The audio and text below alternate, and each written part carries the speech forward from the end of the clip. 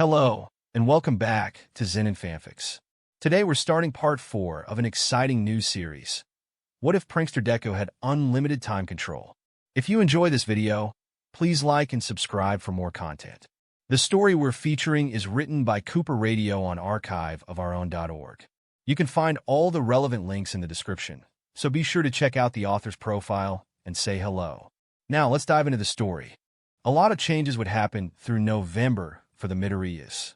And that all began with cleaning out their supply room, which became slightly cluttered after Izuku's father went to America and therefore no longer needed an office at home.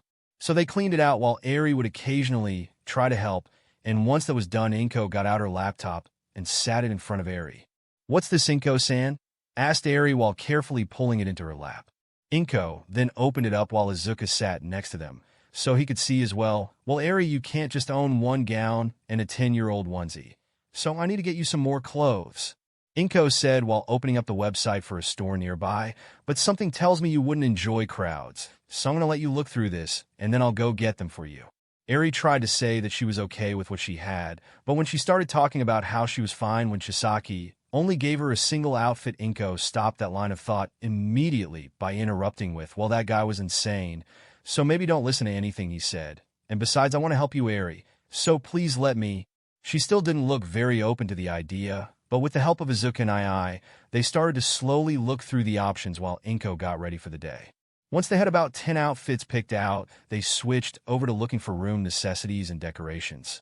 And after Eri got confused by the purpose of decorations for the 5th time, Izuku picked her up and the computer and brought her to his room, which she didn't get to see yet, because Izuku, Inko, and Eri all had a sleepover in the front room the night they escaped overhaul. Once he sat her down on his bed, she looked around in amazement at all the hero posters, which then turned in a very quiet gasp when she found the only piece of All Might merch which survived the purge. Izuku chuckled as he handed the All Might action figure he got on his 4th birthday to the little girl, and she started comparing the doll to the onesie she was still wearing. She then pouted as she poked the 2 puffs of upstanding hair on the doll and said, "He isn't a bunny." Izuku rolled his eyes and chuckled as he put the doll back up and said, "I know, right? That's one of the reasons he's no longer my favorite hero." After that, he sat down next to her and reopened the laptop. "But you see how cool my room looks? That's because I have a bunch of decorations. So let's get you some for your room, Eri." After that, the process went a lot quicker, and eventually they had 10 of those as well. Which is when Inko finally walked in, smiled, and said, "I was wondering where you two went. So how'd the search go?" she asked as she walked further in and sat down on the bed as well. Izuku carefully ripped a page out of his notebook and handed it to Eri, who then handed it to Inko. She looked over the list and chuckled before saying, "I count at least 7 things on this list that are either bunny-related or unicorn-related. So are those your favorite animals, Eri?" Eri cautiously nodded before saying, "Aizawa helped me pick them out. He said I looked like a unicorn." Izuku laughed before saying, "And she thought All Might and my original costume design looked like a bunny, which I think influenced her taste." Inko also chuckled as she stood up and said, "Well, you'll definitely have to show me that drawing when I get back, so you can get a second opinion on what animal it looks like." With that, she left the room, and a few minutes later, they would hear her shout a quick, "Love you, bye," and then the door closing. Izuku was trying to figure out what he and Eri should do in the meantime, before Eri poked his cheek and asked who his favorite hero was. "What brought this on?" asked Izuku in return, and she replied with, "You said that the not really a bunny guy used to be your favorite. So who's your favorite hero now?" Izuku chuckled and wished he could have caught that on camera, but eventually he replied with, "Well, my number 1 favorite is obviously you, Eri." He then pulled the onesie hood over her head, which cited a small huff from the girl. But once she had put the hood back down and fixed her hair, she said, "No, I want to know your real favorite." Izuku pulled her into a hug and said, "But you are my real favorite. You saved my mom and everything. But if I had to choose a second favorite, He then looked over to the drawing of Eraserhead in his open notebook and said that would have to be this kind of grumpy guy called Eraserhead. He has this awesome quirk called Erasure, which can make any quirk that's not a mutation unusable when he looks at you. He started going into some of his theories about how his quirk works, and Eri listened intently even if she got lost at some bits. Eri then also looked at the notebook and saw the drawing before turning back to Izuku and asking if he could tell her more about heroes and their quirks, since she didn't really get to know any thanks to Chisaki. And those magic words could have made Izuku cry from joy as he jumped up and said, "You're asking me to teach you about heroes? I've waited years for someone to ask me to do that. Hang on, I have 14 notebooks to show you." He ran over to his bookshelf and grabbed all 14 before dumping them on the bed and asking Eri which one she wanted to start with. She chose the 13th one because she thought the burnt cover looked cool, and so he opened it up and started telling her all about a bunch of different heroes while trying to keep it a pace that she could understand, which was pretty difficult since he was so excited that his sister enjoyed his rambles and theories about heroes and their quirks. By the time Inko returned with Eri's new clothes and decorations, Izuku had worked his way through almost every single notebook, and Eri now probably had more knowledge about heroes than someone twice her age, which obviously meant that she recited all the interesting things she learned back to Inko as she helped her change out of the onesie and into this adorable red dress she found. And that's why Nichan believes that the man covered in jeans could actually turn your hair into a weapon. Wow. That's pretty cool, Eri. Now let me just fix your sleeves and done. She then brought Eri over to the mirror and allowed her to see the outfit. "Ta-da," she said with pizzazz as Eri stared at her new clothing. She was worried when Eri started to tear up, but then she hugged her and quietly said, "Thank you." So Inko just wrapped her arms around her and shook her head as she thought, yep, she's definitely a Midoriya. She even has the overactivate waterworks. Later, Izuku would get a hug as well, and another tearful thank you, but unlike Inko, Izuku almost bursted into tears when he got that hug. Underscore underscore underscore underscore underscore underscore underscore underscore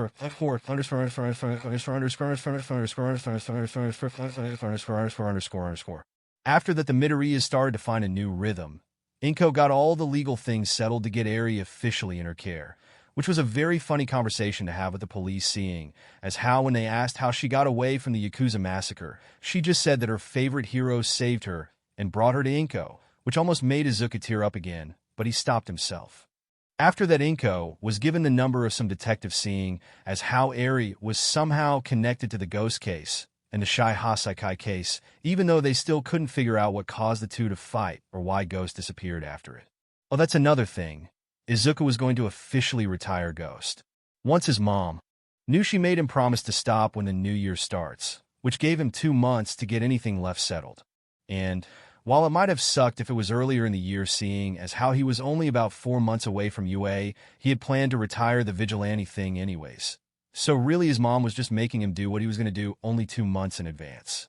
After that, Inko set up some hospital appointments for herself and Eri, since they didn't know what all being overhauled does to someone.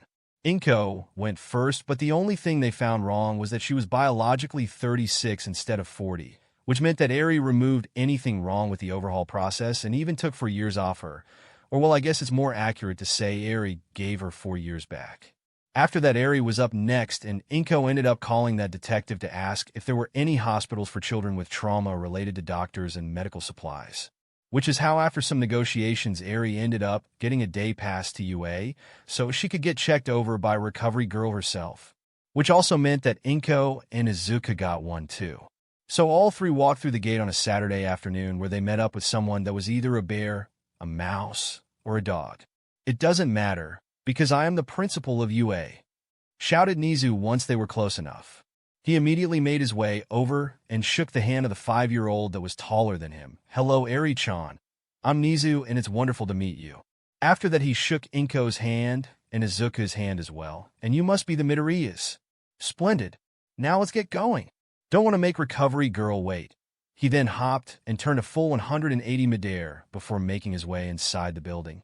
Eri then grabbed Izuku's long sleeve to get his attention and whispered, he said "Recovery Girl," in a slightly excited tone. But Izuku easily met her small excitement and smiled as he leaned down and whispered back, "I know." After that, they quickly caught up with the stoat and followed him through the rat-like maze that was UA.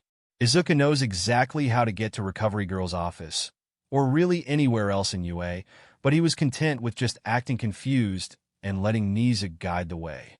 It didn't take much longer for them to arrive, but when Nezu knocked on the door, Izuku could have sworn he heard an old female-like voice mumble something behind the door along the lines of, I swear, Tashinori, if that is you coming to complain about going over your limit again, I'm gonna bust your kneecaps. A second later, the door opened, and Recovery Girl, in all her glory, immediately switched up her attitude at the sight of a little girl. "Why, hello there, sweetie, and who might you be?" she asked in a sweet, motherly-like voice.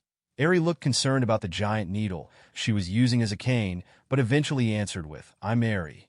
"Me Midoriya." The elderly woman nodded and explained how she was both a hero and a doctor before inviting the family and Nezu into her office, which had almost everything you could find in an actual hospital. And as Eri was placed down on one of the beds, it was obvious that she was nervous/slightly panicking, so Izuku tried to help get her attention off the impending checkup. "Hey Eri, why don't you tell Recovery Girl how you learned about her?" he said while discreetly looking at Nezu to see his reaction. But it had the intended effect, as Eri focused less on the surroundings that reminded her of Overhaul's lab, and instead focused on retelling the story of how she met Ghost. "It was Ghost and I. He told me all about how he didn't think my quirk was a curse, and that it could be used to save people even better than Recovery Girl. Besides the fact that she called Ghost an older brother, she was doing pretty good at talking about Ghost without revealing anything about Izuku, and while his mom sent him a small glare, Izuku thought it was all worth the bafflement on Recovery Girl's face.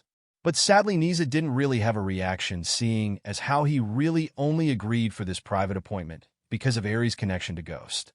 My, that's a pretty big accusation. Should we run some quirk tests while we're at it?" asked RG, but Inko shook her head and said that won't be necessary. Her quirk is called Rewind, and we're already well aware of its effects and how to safely turn it off should it get out of control. RG simply nodded her head and went back to the checkup while Eri continued to talk about really anything that came to mind to keep her focus off the medical equipment.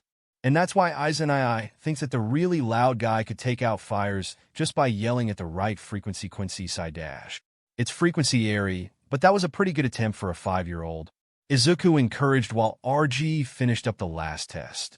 Nezu clapped his paws and said, "Splendid theory. And you said that your brother came up with it?" Before slowly turning to face Izuku. But Izuku didn't falter from being watched by the rodent, and simply responded with, "Yeah, heroes and quirk theory have kind of been big hobbies of mine since I was basically Eri's age. I even have 14 notebooks on the stuff." Nezu slowly nodded and mumbled something along the lines of "interesting, very interesting," but whatever else he could have said was shut down by Recovery Girl, who lightly tapped Nezu with her cane and said, "Stop that," before turning to face Inko, who just got done pulling Eri into her lap since the tests were all done. Well, in simple terms, she is completely healthy and will most likely only experience very minor setbacks later in life. That being the scar tissue that riddles all 4 of her limbs, and a small case of anemia, which can be easily fixed with some supplements. Recovery Girl said before grabbing a clipboard that most likely held more information. She read over it, and then said, "Really the only concerning part is how those scars healed. It's almost as if her body tried to stitch itself back together, but because it was lacking the materials, it left scared indents in her skin." And at that, Izuku gripped his hands so hard he was close to breaking the skin. Because he knew exactly how that happened and why it healed that way, and now wished he could have ripped through that compound with even more force. Had he known the kind of experiments they were doing on his adorable sister, he would have made sure that Overhaul would have never been able to use his quirk Aga. His thoughts were interrupted by his mom grabbing his arm to make it relax and saying, "Well, we thank you for your invaluable help, and I'll make sure that Eri grows up healthy now that she's away from that terrible place." She then stood up, and once Izuku stood up, Eri was transferred to his arms, which caused him to lose the rest of his steam, since he obviously couldn't be angry while holding his sister. After that, Nezu escorted them back to the front and bid them farewell. But once the principal was out of earshot, he leaned over to his mom and asked if Ghost could help cheer up Eri after her first doctor appointment. Inko rolled her eyes before saying, "Fine, but don't do anything too crazy, and make it quick." Izuku chuckled before saying, "Mom, did you forget?" His eyes gained a slight glow effect before he turned to look at Eri and said, "We have all the time in the world." With that, he paused time before immediately unpausing Eri. She removed her head from the crevice of his neck when she noticed how quiet it was. She then looked around the frozen campus of UA before asking Izuku why he was using his quirk. But Izuku simply did a 180 and continued walking before saying, "Well, I need to thank UA for being so nice to my sister." Now, Eri, do you remember what title I got when I was Ghost? He asked once he was inside. Eri thought about it before shaking her head no. Izuku chuckled and said, "Nah, that's fine. It's a long title anyways, but I'm the prankster hero," he said while smiling down at his sister. But instead of trying to return a smile, Eri simply nodded. Something Izuku was starting to notice was that Eri never really smiled or laughed, something he planned to help her with. He made the last final turns and started his ascent up the stairs to the teacher lounge before saying, "Well, as you know, to gain a title like prankster, you have to pull off a lot of pranks and jokes on people. So what do you say, Eri? Want to help me prank these teachers?" He asked while pushing the door to the teacher lounge open. And Eri thought about it before slowly nodding along. So Izuku placed her on the ground before grabbing her hand and starting to go through all the heroes in the room. First, he brought her over to a man with a helmet and a yellow mech and said, "This is Power Loader. His quirk is called Iron Claws. Frankly, I feel like it should be changed to something like Diamond or Titanium Claws with how easily they can go through ground, but that's besides the point." After that, he did something similar for Cementos, Present Mike, Midnight, and even Eraserhead, who for some reason was laying on the couch in the same yellow sleeping bag Izuku caught him rolling on the floor in all those months ago. I know he doesn't look like it right now, but trust me, this guy is pretty cool if you ever get to see him in action. After that, he moved back to the door and asked Eri what she would do if she wanted to prank someone. And while Eri was still not feeling very excited or happy after the doctor appointment, her mood did jump up a little bit getting to meet all these heroes in person, so she thought about it a lot before putting her arms up. The universal sign for uppies, and Izuku obliged. So once she was settled back on his hip, she cupped her hands around Izuku's ear and did her best to whisper, "We should make them all cards since you won't be Ghost anymore, and they'll miss your jokes." And while he hadn't expected that answer, he simply chuckled and said, "Well, it's not exactly a prank, but I love your idea, Eri. Let's do it." But then Eri shook her head and once again whispered, "But we should make all the cards covered in glitter, so when they open it will make all their outfits really pretty," Eri said excitedly, which then caused Izuku to full-on laugh out loud. "Now that's a good prank. I might just have to pass my title on to you if you keep coming up with ideas like that." And while he couldn't be sure because he was still trying to stop his own laughter, he could have sworn that for just a few seconds Eri had a sliver of a smile on her face as she watched her brother compliment her idea. And so they got to work. Izuku made the cards while Eri bedazzled them with all the glitter they got from Midnight's class, which teaches the history of art. They both had a lot of fun, and Izuku was sure now that he caught Eri slightly smiling at times. But he didn't bring it up since she didn't seem to be aware she was doing it, and just let her have her fun. The last card Izuku made was for Midnight, but when Eri went to cover it in glitter, Izuku stopped her before pulling out a very special, almost empty bottle of glitter. Eri gasped when she saw it before quickly getting to work on using the last of the bottle to completely cover the card. Shortly after that, they went around delivering all the cards. For some, they simply placed it in front of them. For others, they swapped whatever was in their hands for the card. But some very special few got the premium package. Izuku slipped Eraserhead's card into the folds of his scarf. With the help of her brother Eri, placed Cementos' card on top of his block-shaped head. Recovery Girl would find a special thank you card stuck to her clipboard. Present Mike might find something very interesting the next time he took down his up-sticking hair. Snipe can pull his out of his hat like a magician. And Nezu will find Ghost's final coded message covered in glitter that doesn't stick to fur and hidden in the drawer where he keeps all his other notes from Ghost. And so, with the cards delivered and Eri in a much better mood, he made his way back to his mom, picked Eri up so they were in a similar position to when he started all this, and then unpaused. His mom sorta just stared at them for a minute before saying, "Well, I thought you were going to go off and mess with some people." Izuku laughed and said that they did while Eri nodded excitedly in agreement. But that just seemed to confuse her more, "But you didn't move or anything." Which then caused Izuku to jokingly roll his eyes and say, "Time pausing. Not super speed or teleportation, Mom." She seemed to huff out a big breath before saying, "Well, all right.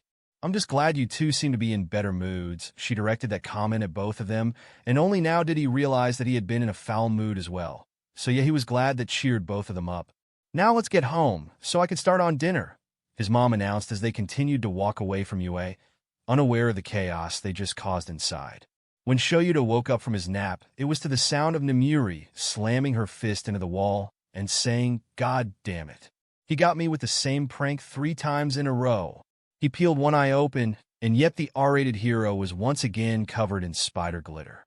He then let his eyes wander around the room, only to discover that Ghost didn't just stop at spider glitter.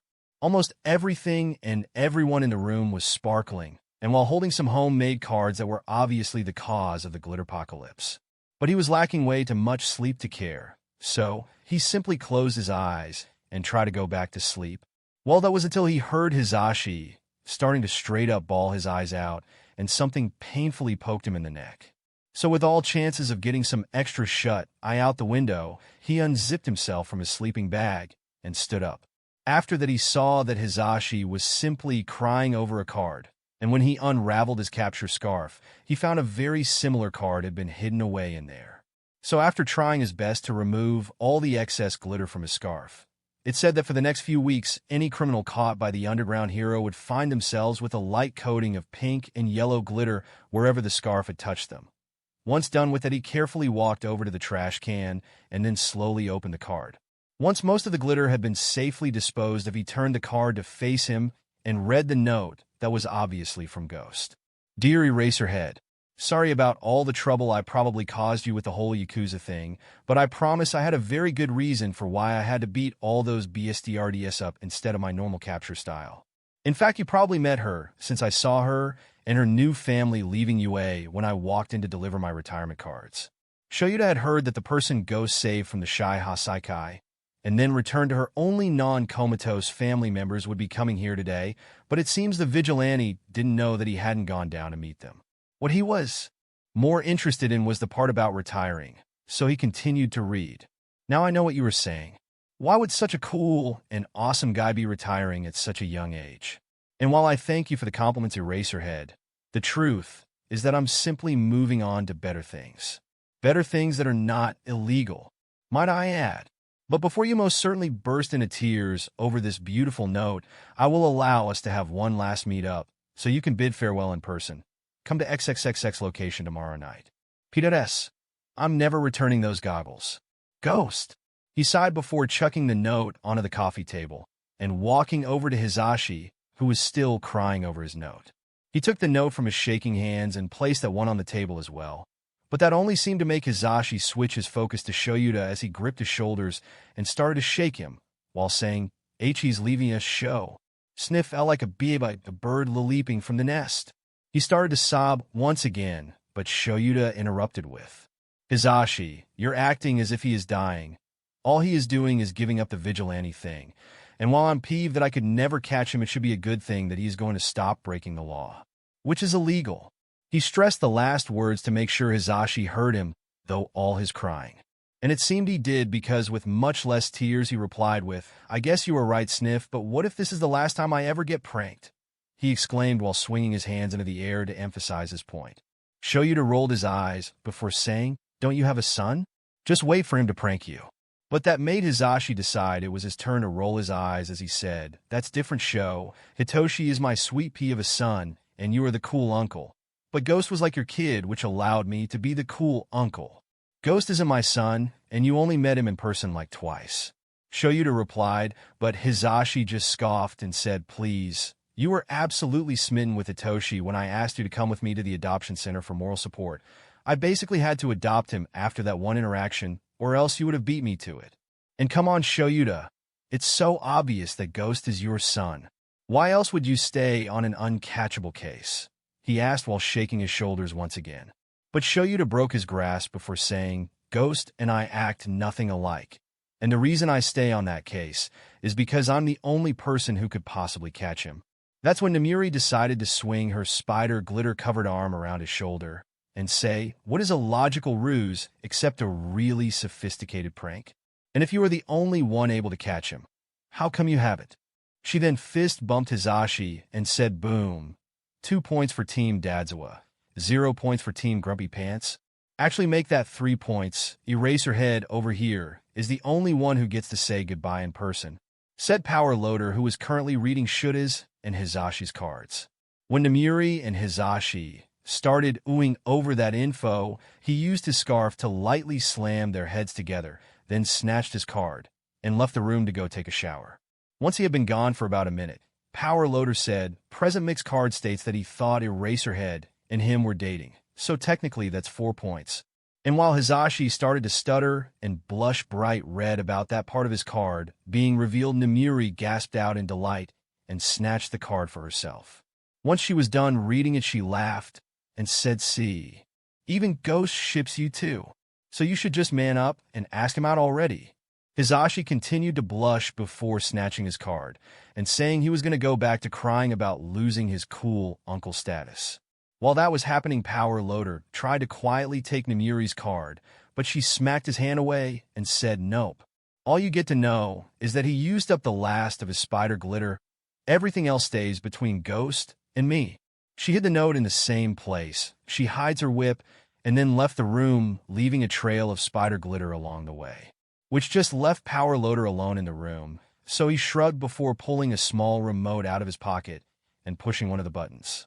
A few seconds later, and 3 hero-level Roombas came out of the walls and started cleaning up the glitter. After that, he walked out of the room while mumbling, "I just wanted to see if everyone else's card said something about how Ghost planned to do one last prank before actually giving up the vigilante thing. And I'm sure he put it on someone else's card, so it should be fine." And that right there was exactly why Izuku only put it on his card. For once, Nezu did not immediately discover Ghost's coded message.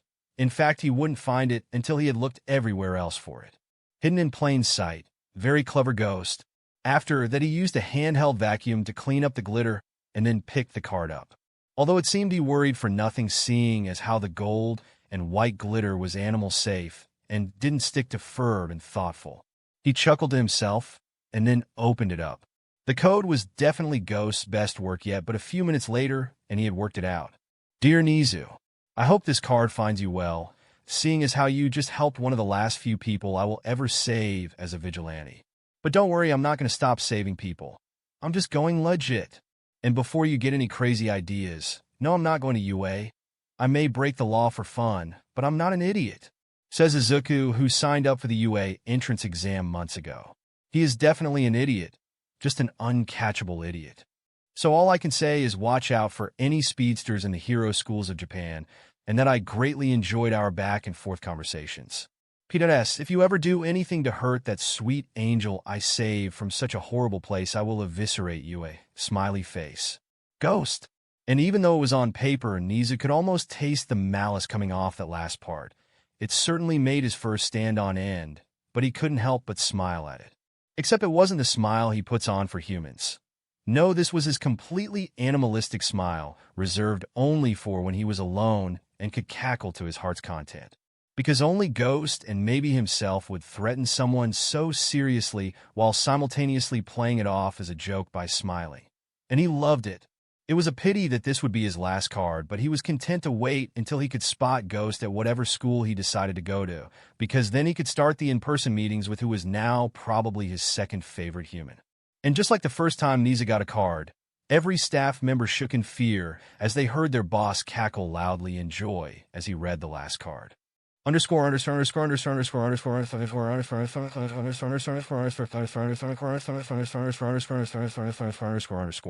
Back with the Midoriyas, they had just arrived home, and Eri was starting to tire out from all these contradicting emotions, but she stayed awake long enough to eat something, and then Inko turned on her nightlight and laid her down in her room so she could sleep. And it stayed like that until it was time for Izuku and Inko to go to bed. He had brushed his teeth and just got under the covers of his bed when a knock came from his door. He said, "Come in," and a few seconds later Eri cracked the door open and walked in while rubbing her eyes and almost silent crying. Immediately he lost all his tiredness as he sat up and asked what was wrong. "I had a nightmare about overhaul," she quietly admitted. So Izuku moved the blankets and allowed her to climb into his bed. Once she was settled and he asked if she wanted to talk about it, but all she said was, "I thought you lost," so Izuku nodded and wrapped her into a hug. "Don't worry, Eri, I'd never lose. Especially when I have you and Mom to protect. Now do you want to hear a story?" Izuku asked once he had adjusted himself and Eri to be more comfortable.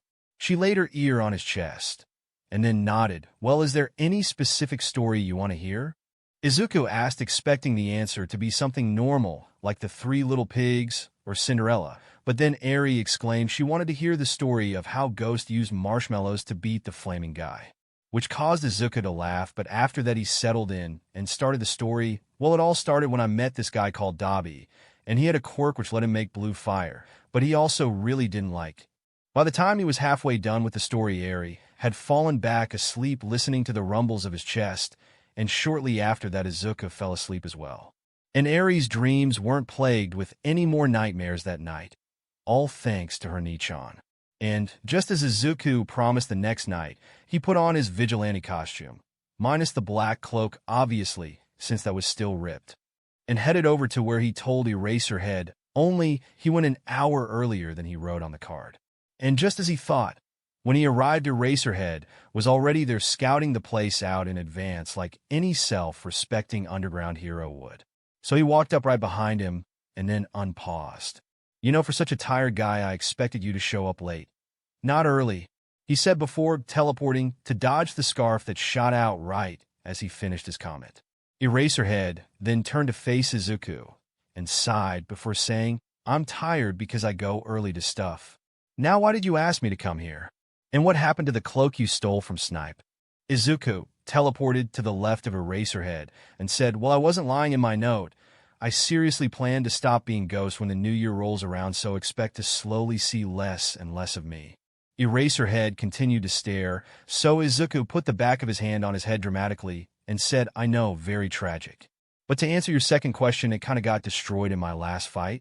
Eraserhead finally participated in the conversation again by asking, how'd that happen? You know how it is. Get trapped in a box with a bunch of moving walls, one eventually snags on your cape, so you tear it off to make sure you won't get caught by surprise again. Izuku said nonchalantly before teleporting to be in front of the hero again. What? Izuku could have sworn he heard a tone of worry in his voice, but he ignored and just said, I don't really want to talk about the past when we should be looking to the future.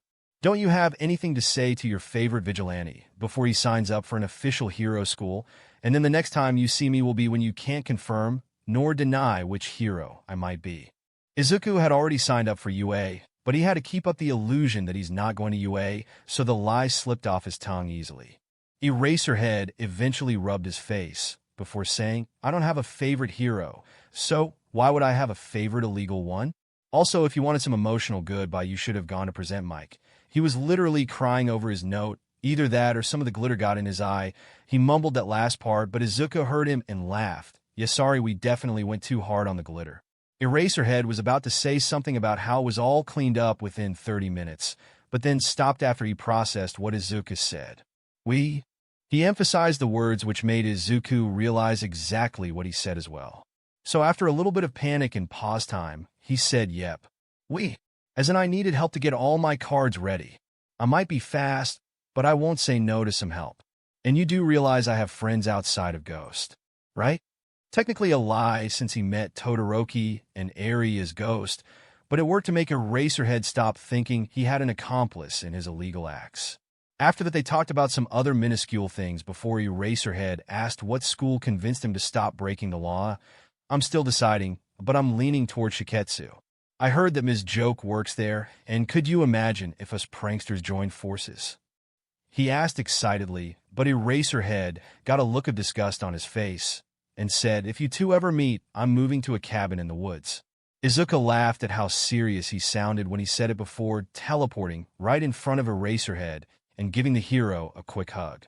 But after that, he quickly teleported away and said, thanks for keeping me company, Eraserhead. I'll see you when I'm an official hero. After that, Eraserhead was left alone on the roof. In fact, he was planning to leave after he got over the shock of that hug, but then suddenly Ghost was back at his side, giving him another hug which lasted a few seconds later. After that, he teleported to the next roof and said, sorry. I'm just going to really miss being a vigilante. Bye.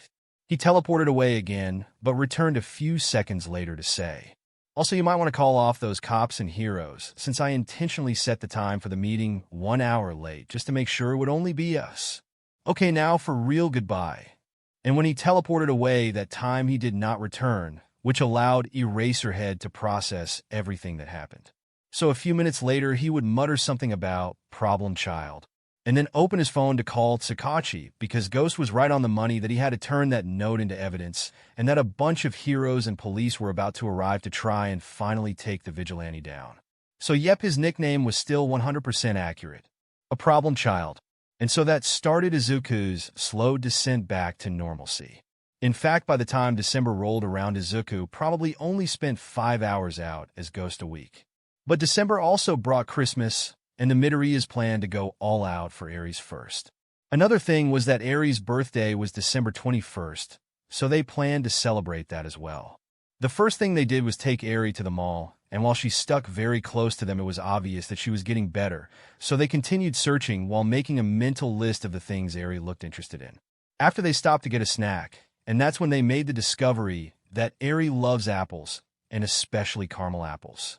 After that, they went home where later Inko made some excuse to get out of the house and went back and bought a bunch of the stuff Aries liked. In the meantime, Izuku teleported Aries around Japan to look at the Christmas decorations, which while there weren't many up yet, she obviously enjoyed them all. After that, he even took Aries to meet Todoroki. Here's how that went. Living candy cane. Do you want to meet my sister? You have a sister? Oh yeah, I forgot to tell you since I've been kind of busy. But I only found out she existed after Halloween. Oh, speaking of that, when UA starts, I'm going to stop being a vigilante.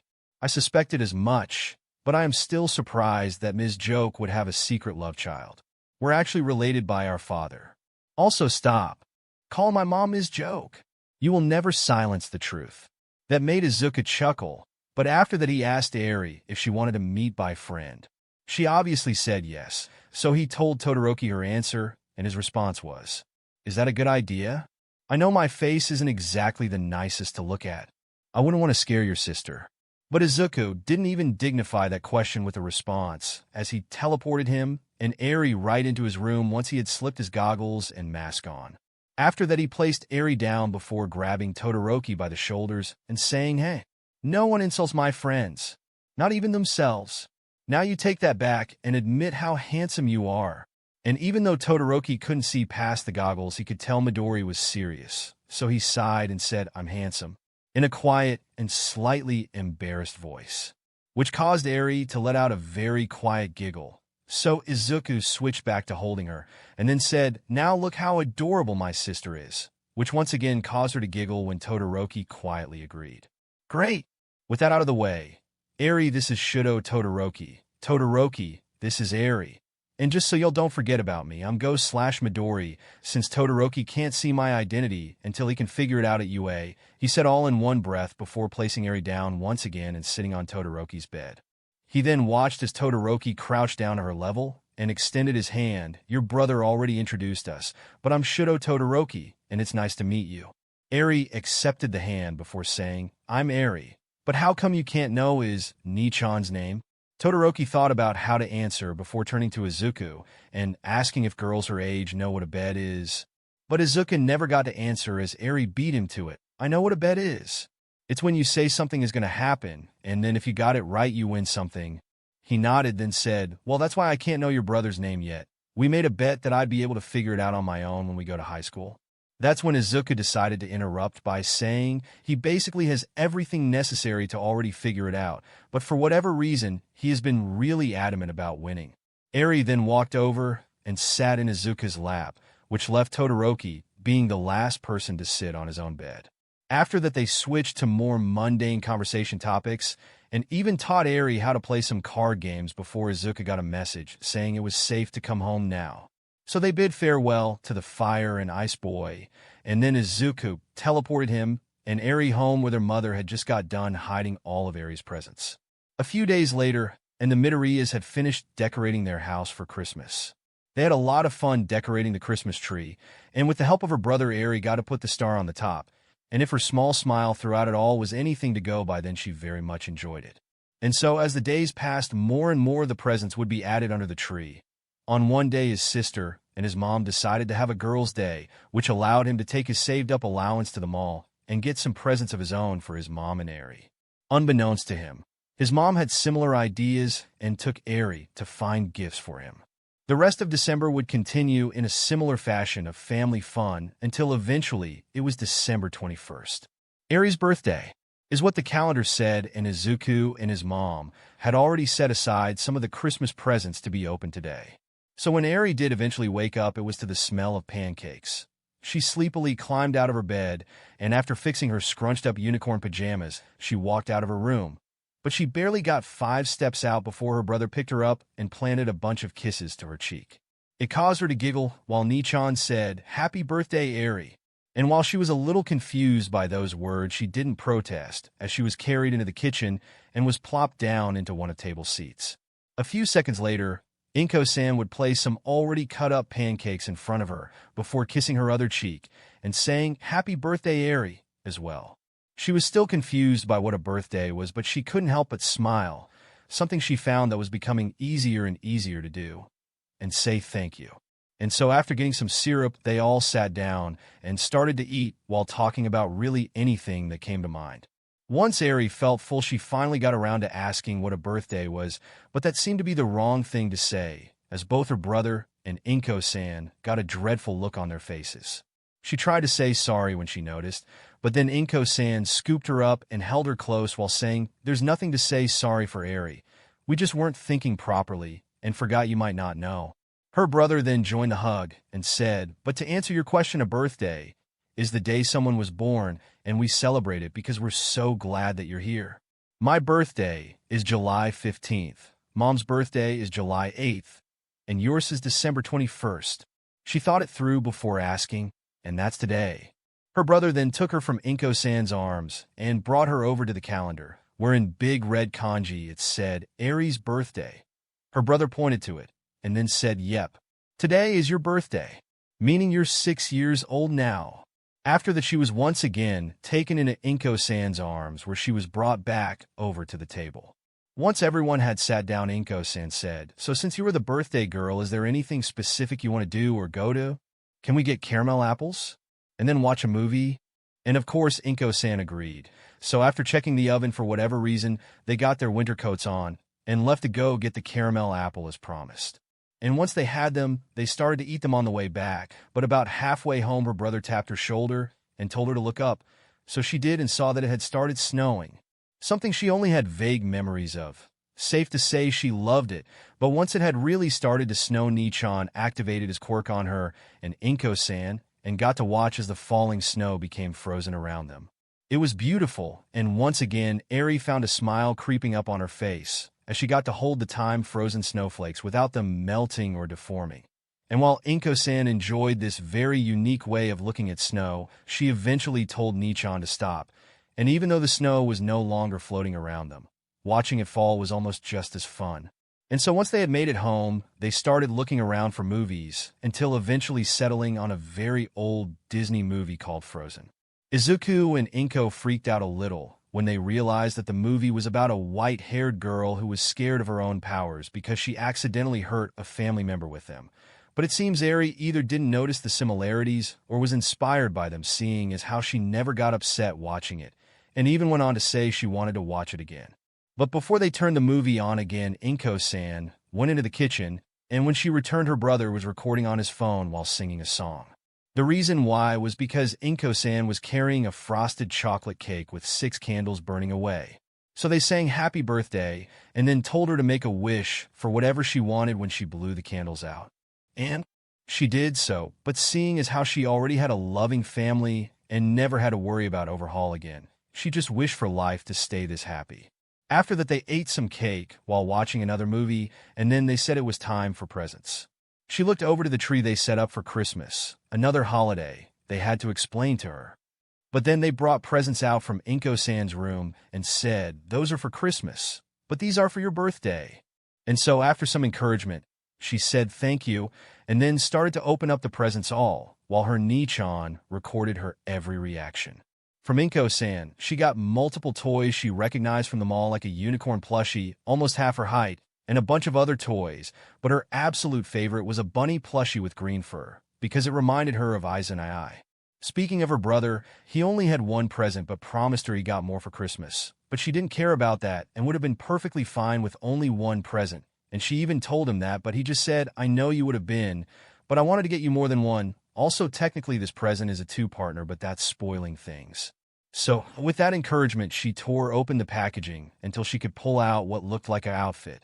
An outfit which consisted of a black jacket made to fit someone her age, black pants to go along with it, some green goggles, and a long flowing red cape covered in green gems which made up a bunny. She was confused until she turned back to her brother and found him in his hero outfit. After that, she turned back to the clothes and then back to her brother a few times until she was sure. Her brother had made her a hero outfit based off his own. The only thing that didn't match was the cape, but then he explained how that was actually his cape before he got the black one. But when she asked why he wasn't wearing the black one, he awkwardly rubbed his neck before pulling out a cape which barely reached his elbows and saying, "Well, mine kind of got ripped." She offered to trade, but Aizawa declined before clipping the shortened cloak on. "Nah, the shortened length is starting to grow on me. Plus, you're going to need that long cape for the second part of my gift." And because he had his mom's permission in advance, he helped her suit up and then teleported all three of them to a roof which had a good view of Might Tower.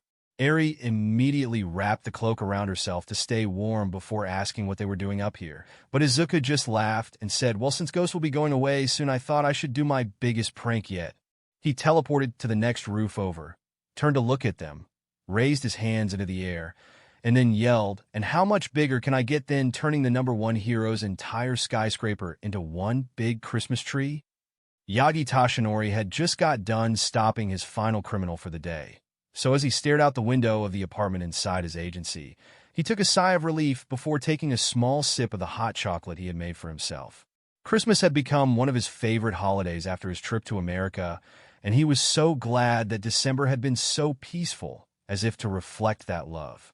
He let a small smile grace his lips as he continued to stare into the darkly lit city, just taking the peace of it all in. But out of nowhere, he was completely blinded by giant flashing green and red lights. H. He screamed out and tried to back away from the overwhelming lights. But that's when he realized someone had tied him up in Christmas lights, and now he was tumbling towards the floor. What the shit? A second later, and just as promised, the entire skyscraper lit up in Christmas colors. It was so bright, in fact, that it lit up the surrounding buildings as well. Eri and Inko couldn't help but be amazed by the pretty colors, and after Inko put Eri on her shoulders so she could have a better view, she couldn't stop a full-blown smile from breaking out on her face. It was the widest smile her face would allow, and the Midoriyas couldn't be happier that they finally got Eri to completely smile at something. And so after some mandatory pictures of such a great moment, Izuku took them home, and after Eri had got distracted playing with her new toys, Inko walked over and asked how he did that. So he leaned over and said, "Surprisingly, I didn't have to steal anything. Might Tower has all the supplies necessary. It's just that with such a huge building, setting everything up takes forever, which is why they usually only go all out for big occasions. But as someone with literally too much time on his hands, it was definitely worth doing just to see her smile." And all Inko could do was agree before they were both called over to join in on Eri's game of pretend.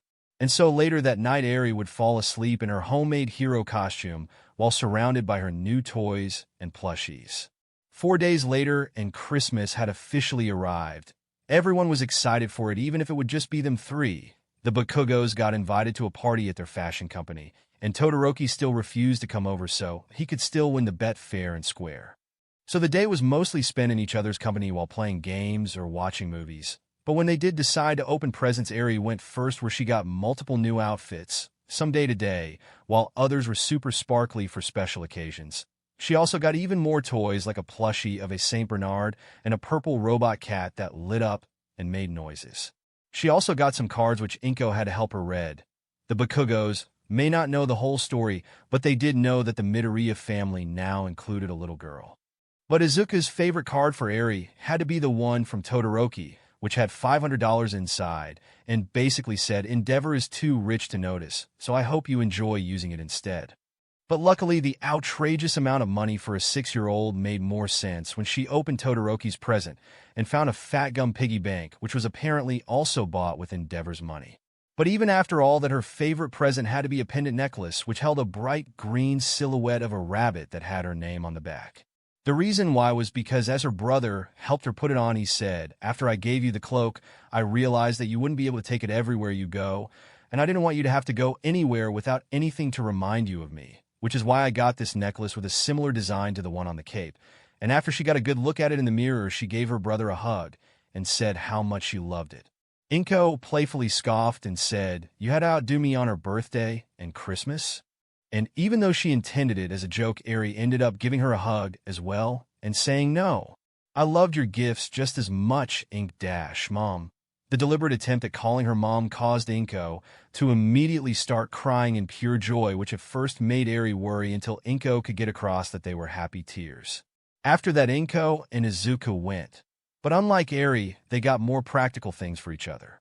There were still a few things just for fun, but it was obvious that a majority of the presents were for Eri. Izuku almost teared up as well when he opened a gift and found an outfit very similar to the hero one in his notebook. Really, the biggest difference was that the ears on top were shortened and resembled something closer to a fox than a bunny. But his mom explained it as well. "When I saw the drawing, I knew you must have drawn it when All Might was still your favorite. So, when I made my own version to support you, I shortened them, since I didn't want you to think of All Might every time you suit up for heroics. Had I known that Eri would have just made you think of a bunny, instead, I would have just left them how they were." Her ramble was ended by receiving another hug as Izuku said, "No, Mom, it's perfect. And even if Eri hadn't thought of a bunny, it still would have been perfect, because I would have been reminded of you, not All Might." Once they had separated from the hug, they heard a giggle from Eri. When they turned to face her, she said, "Aizawa and Mom had the same idea." At first they were confused, but then she brought out her own homemade costume, and they realized. Izuku had made a vigilante costume for Eri, and Inko had made a hero costume for Izuku. They all got a good laugh from that. And then both Izuku and Eri got into their home-made costumes to play hero versus villains.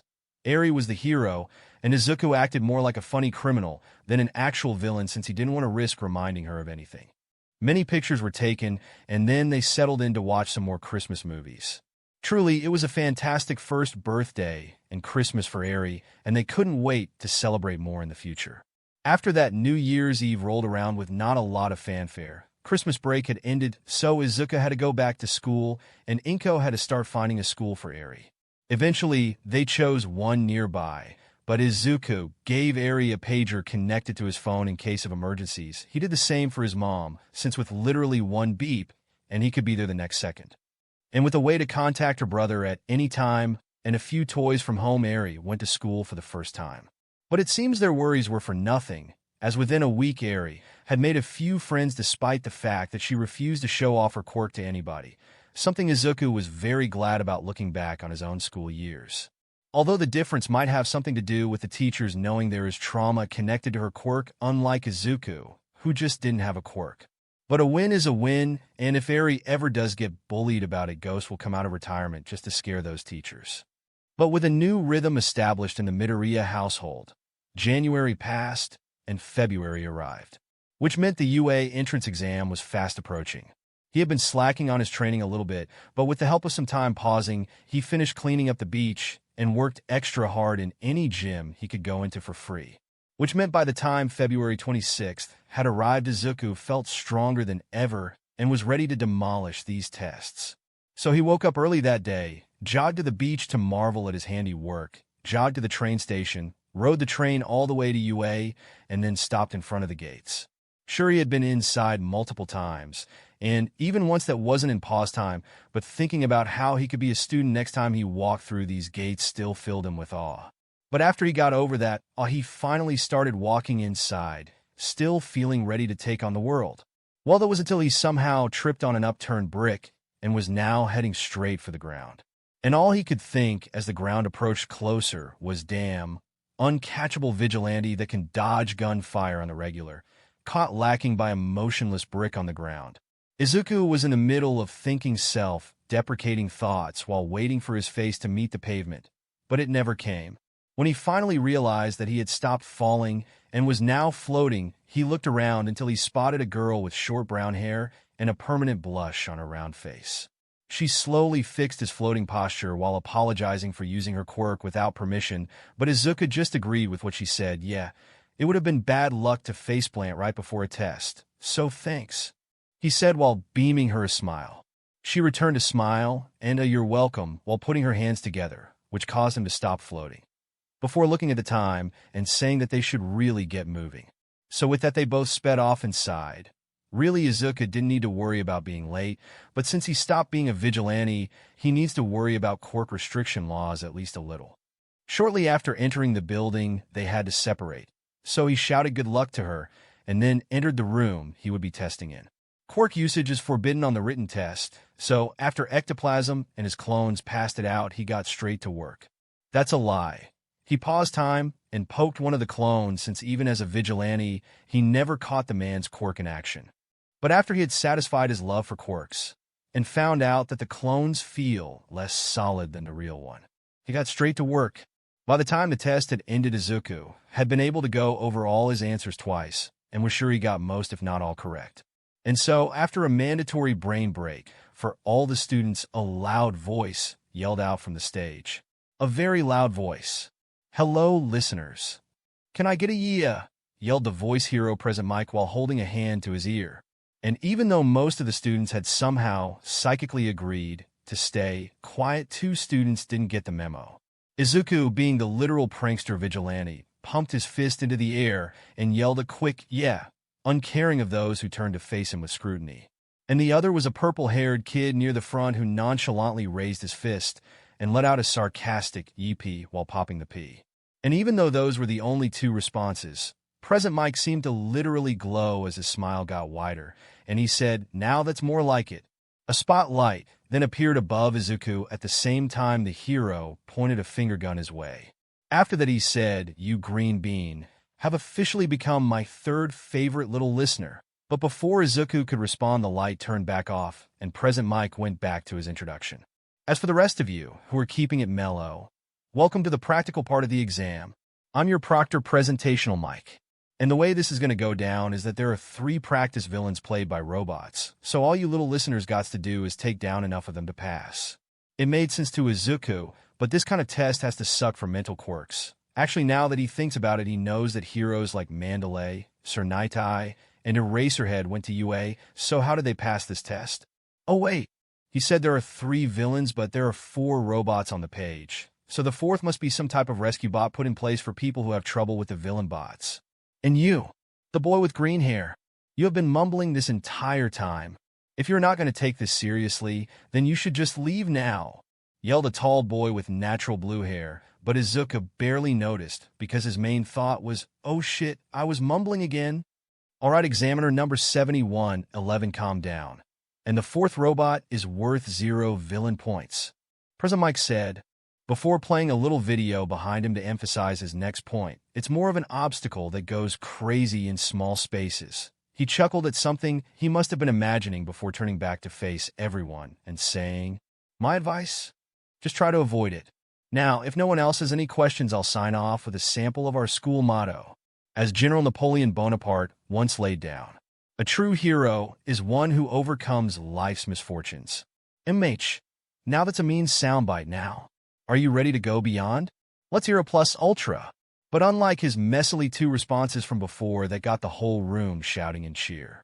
After that, Izuku changed into some more comfortable clothes and then immediately hopped on the bus to take them to the practical test. It didn't take much longer for the bus to completely fill, and then they were off. As he looked around the crowded door to the fake city, he saw many interesting people. Most looked excited, but some, like that guy with purple gravity-defying hair, the invisible girl who appears to be shaking if her clothes have anything to say about it, and the girl that stopped him from falling, all looked very nervous. Especially the girl who saved him. She looked like she was going to throw up if she didn't relax. So seeing that he walked on over, and after effortlessly avoiding the hand swipe from that blue-haired boy, he walked in front of the girl and said, "Hello." "Oh hey, it's you again," she said. Izuku agreed that it was in fact him before saying, "Yeah, you look kind of nervous, so I came over here to wish you good luck." She thanked him for that before deciding to introduce herself. "I'm Achiko, Uraraka," she said while extending her hand. Izuku accepted the handshake before introducing himself as well, Izuku Midoriya.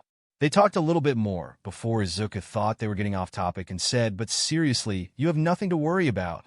You are for sure going to get in, so don't let your nervous energy mess you up." And that seemed to put a fire under her as she focused up and said, "Right. I got this. Thanks for your help, Midoriya, but now I need to focus." And seeing that focus, Izuku let out a quick "no problem." before backing away to focus up as well. He then turned to see that blue-haired guy with a gobsmacked expression, but he didn't get to look into it since Present Mike shouted, "Go!" At those words, he paused time and made his way past the frozen crowd and through the barely open massive doors. Thanks to time pausing, what should have been a 10-minute smash and grab for points just turned into an all-you-can-eat buffet. But he doesn't want to ruin the chances of any of the other students, so he decided he would stop at 40. And so, after remembering how he was able to smash through giant cement walls by collecting the kinetic energy of almost 20 punches, he decided that he would start with 10 as he walked up to a frozen one-pointer. And he almost did just start wailing away, but then remembered how bruised up his hands were after all the Yakuza stuff. So he stopped and instead looked around until he found a few metal pipes laying in a fake alleyway. After he took 2, he swung at the frozen robot's head 10 times. And so with all the kinetic energy saved up, he backed away and unpaused to check the damage. But the robot's head didn't simply crumble. No, it straight up exploded from the force along with the pipe, since kinetic energy goes both ways. There are no countdowns in real life. Run, run, run, listeners. Hey, how'd that guy get all the way over there? Yelled Present Mike, but Izuku would never learn the response because he had paused time again and grabbed his second pipe. After looking at the exploded pipe, he decided that he would unpause this one so it would last longer. He continued looking at the exploded robot until he figured it out. Oh, I usually just hit with my fist when I need to destroy stuff, which made me forget that you can swing weapons around with a lot more force. He walked over to another one-pointer while saying, "More force means more kinetic energy." He aimed the pipe at the robot's head and swung while saying, "More kinetic energy means the less I have to hit it to break." This time he unpaused after only 3 full force swings, and just as planned, the robot's head cracked open and made it shut off, but it did not violently explode like last time. Okay, so 3 combined hits to take down a one-pointer. So just to be safe, I'll double it for 2 pointers and triple it for 3 pointers. And then he was off smashing in the heads of multiple robots in pause time. And after doing the math, he had about 42 points after only the first 10 seconds into the exam. He spent way too long laughing at how absurd his life had become since the sludge villain attack before walking into the center of the city and unpausing. A canopy of destruction could be heard going off all at once, and it was music to Izuku's ears. After that, he walked over to what he thinks was a camera for the teachers and said, "I know I might have been teleporting too fast for your cameras to keep up, but those 8 one-pointers, 11 two-pointers, and 4 three-pointers that just got destroyed were all me." By this point, multiple students had passed him and started collecting their own points, and now Izuku had to find a way to actually spend the next 10 minutes, suffering from success. Might as well make Recovery Girl's job easier. That should keep me preoccupied. Before teleporting off to do just that. Meaning by the time the 8-minute mark rolled around, many people were confused and wondering why they were suddenly in a different location and why where they were standing previously just got attacked by either a robot or falling rocks. While those with less physical quirks kept wondering why there were makeshift weapons surrounding them every time they were in a situation where they couldn't use their quirk. But everyone else was wondering, how the F is that worth 0 points? Izuku was wondering this, as well as he stared at the slowly approaching robot that was at least 20 stories tall, but the second he heard a scream for help, he had paused time again and started searching. And just as luck, it was Uraraka, who was pinned under a massive rock that she couldn't seem to use her quirk on for whatever reason. But thanks to the pause time, the rock weighed a lot less than it probably should. That's not to say it was a walk in the park, but it was certainly easier than it would have been in real time. And after throwing it to the side, he lifted her up and walked towards the entrance, and then he went back and did that over and over again until everyone who would have been in the path of that thing was gone. Then he stole the pole in the invisible girl's hands, or well, he assumes it's her since all he can see is a floating pipe, and crawled up the stationary 0-pointer until he was standing on its shoulder. He thought about unpausing the pole so it wouldn't explode from kinetic overload, but then realized that was exactly what he needed. So leaving the pipe frozen in time, he proceeded to just wail on the thing's eyes, but only after sticking the kinetically charged pole inside its exposed neck wires did he get down. And just like always the second time, started up his senses exploded. But it was a lot more literal this time, as many pieces of rubble finally hit the ground, the 0-pointer's cameras all ruptured, and the pole in its neck exploded from the kinetic energy, but instead of exploding, Harmlessly like last time, this time the shrapnel all went flying inside the robot at breakneck speeds, and that must have cut some important wires as the thing stopped moving. A second later, and Present Mike called time. So he turned to face the people he saved, put his hands on his hips and smiled as he said, "Well, I think our first day at UA was a complete success." His smile was bright and reassuring, but the illusion was completely broken when the zero-pointer's head exploded and the light from it made him look a lot more deranged, just standing there smiling while a massive explosion goes off. But after everyone had calmed down from that last-minute dash, Izuku made his way back to the entrance, and after Recovery Girl stated he had no injuries, he was allowed to go home. He did try looking for Uraraka to check up on her, but gave up after about 3 minutes and left. But in a room full of screens for the teachers to watch, it was absolute chaos. "The kid just disappeared and didn't even hesitate after I said go," screamed Present Mike. "I'm confused. Is his quirk teleportation, super strength, or making things explode?" asked Midnight. "Very interesting. Even after I set the cameras to their maximum slow-mo, I still can't catch him on the cameras. So it is indeed teleportation and not super speed," said the principal as he tried to keep track of a certain teleporting green net. But if a student catches the eye of the principal, then that means that most likely they will end up in 1A, so the eraser hero Shoyuto Aizawa pulls up his file, as he tries to keep track of him as well. Izuku Midoriya. His quirk is called Pathfinder Teleportation. It's a teleportation quirk, but instead of needing coordinates or focusing on a place in their mind, they have to imagine a path from point A to point B. Distance doesn't really seem to be a factor, nor is there a people limit, unless we're talking leaving the country or teleporting enough people to fill the sports festival stadium. Other than that, the only info is that the kid realized that teleporting over long distances seems to build up energy, which he can then use to empower his punches, or, as you saw with the pipes, can turn everyday objects into kinetic energy bombs. Shoyuta then noticed the note at the bottom, and while he personally didn't care whether the kid used to be quirkless or not, he knew some of his fellow staff would have a more intense reaction. Also, apparently the kid was thought to be quirkless until about 10 months ago. Forced manifestation after a villain attack. He was barely able to finish what he was saying before the room exploded into noise. Some horror at how strong his quirk was for only 10 months of development. Others' amazement at how much progress he has made from just 10 months of use. But surprisingly, one teacher was silent. 10 months ago, All Might thought to himself. He then looked at the screen again and watched as the clip of Midoriya saving everyone surrounding the zero-pointer replayed. More like everyone teleported away and the zero-pointer exploded while young Midoriya simply stood there and smiled. And then All Might had a terrible thought. Don't tell me that me trying to save his life by telling him the truth actually devastated him enough to cause a forced manifestation. And if he was feeling bad before now, he truly hated himself. It might have been the truth, but I shouldn't have said it in such a terrible way, just because the question brought up the memories of my own youth. He shook his head to dispel those thoughts. He then mumbled to himself, "I just hope he will forgive me if that was the cause," before getting back to the main problem of this meeting by standing up in his hero form to get everyone's attention. While we can't prove everything young Midoriya did, we can prove that he stopped the zero-pointer and moved everyone near it away. So I say we give him SI. The next week or so was a massive waiting game, which sucks when your quirk does nothing but make time last longer. Izuku wasn't worried about getting in. He was simply anxious to get the results. But finally, after a week of waiting, his mom told him he had something special in the mail. So he quickly ran from his room, and after finding the one with UA on the front, he didn't even wait to go back to his room. He simply sat next to Eri on the couch and ripped the note open, which caused a metal disc to fall out and slam into the table. All three of them were confused until the disc created a holographic screen with a recorded message. "I am here as a projection. All Might, Bunny Man."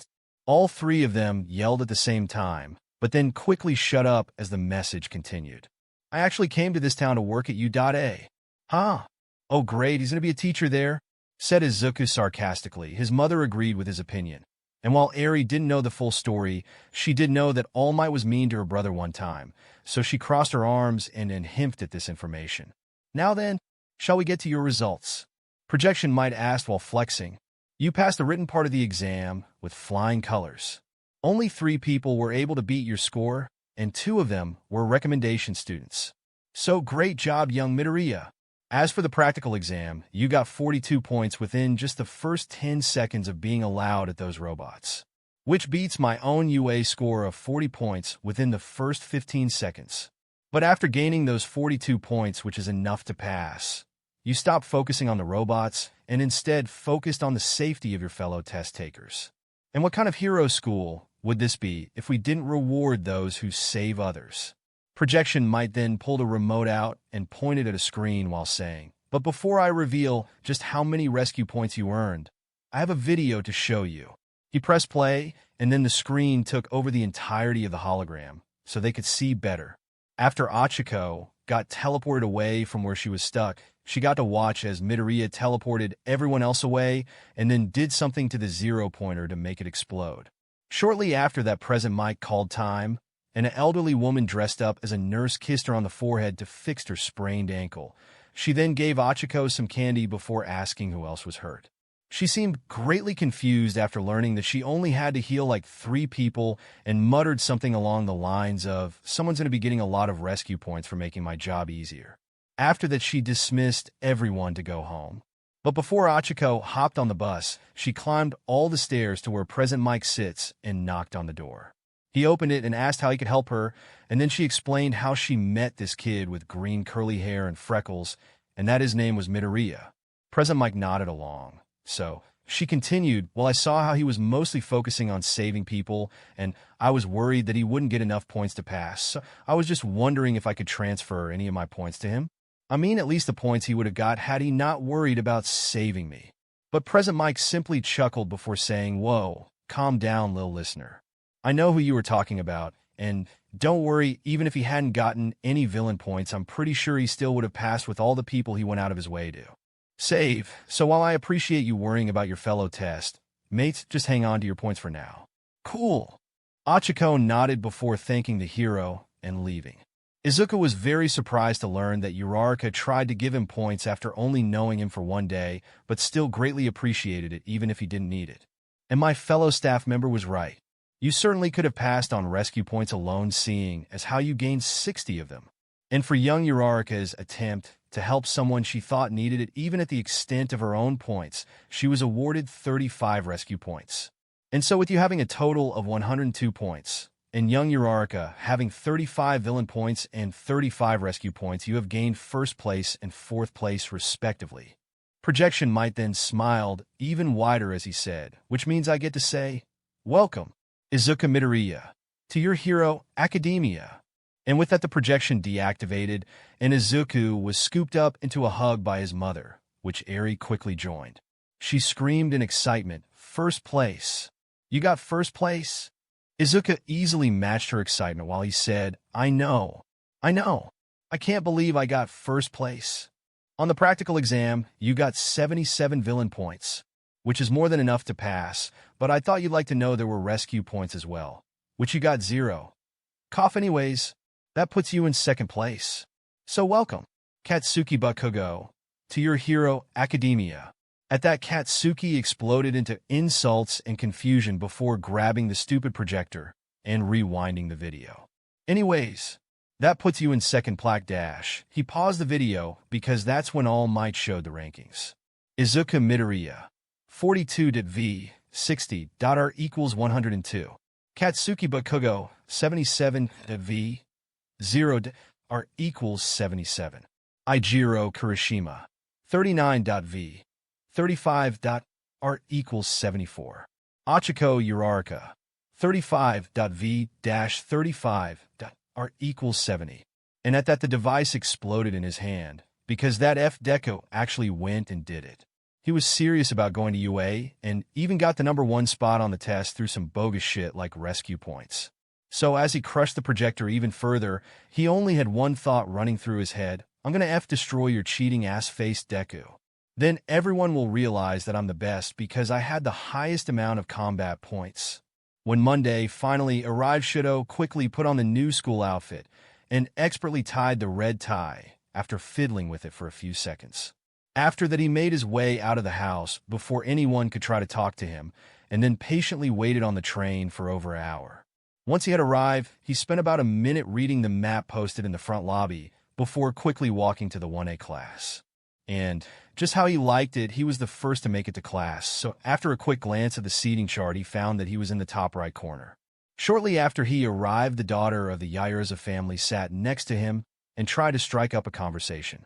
And thanks to his talks with Ghost, he wasn't as awkward as he probably would have been, but the conversation still ended shortly after that. Over the next few minutes, he would see more people enter, but none of them really stood out as Ghost's secret identity. Sure, there was the girl with green hair and green eyes, but she had a frog mutation instead of a speed quirk. A boy with a speed quirk, but his personality was so stiff that placing the word prankster anywhere near him just felt wrong. And then there was the student sitting in front of him. He had green hair, green eyes, his quirk looked like teleportation, but so did Ghost's quirk at times.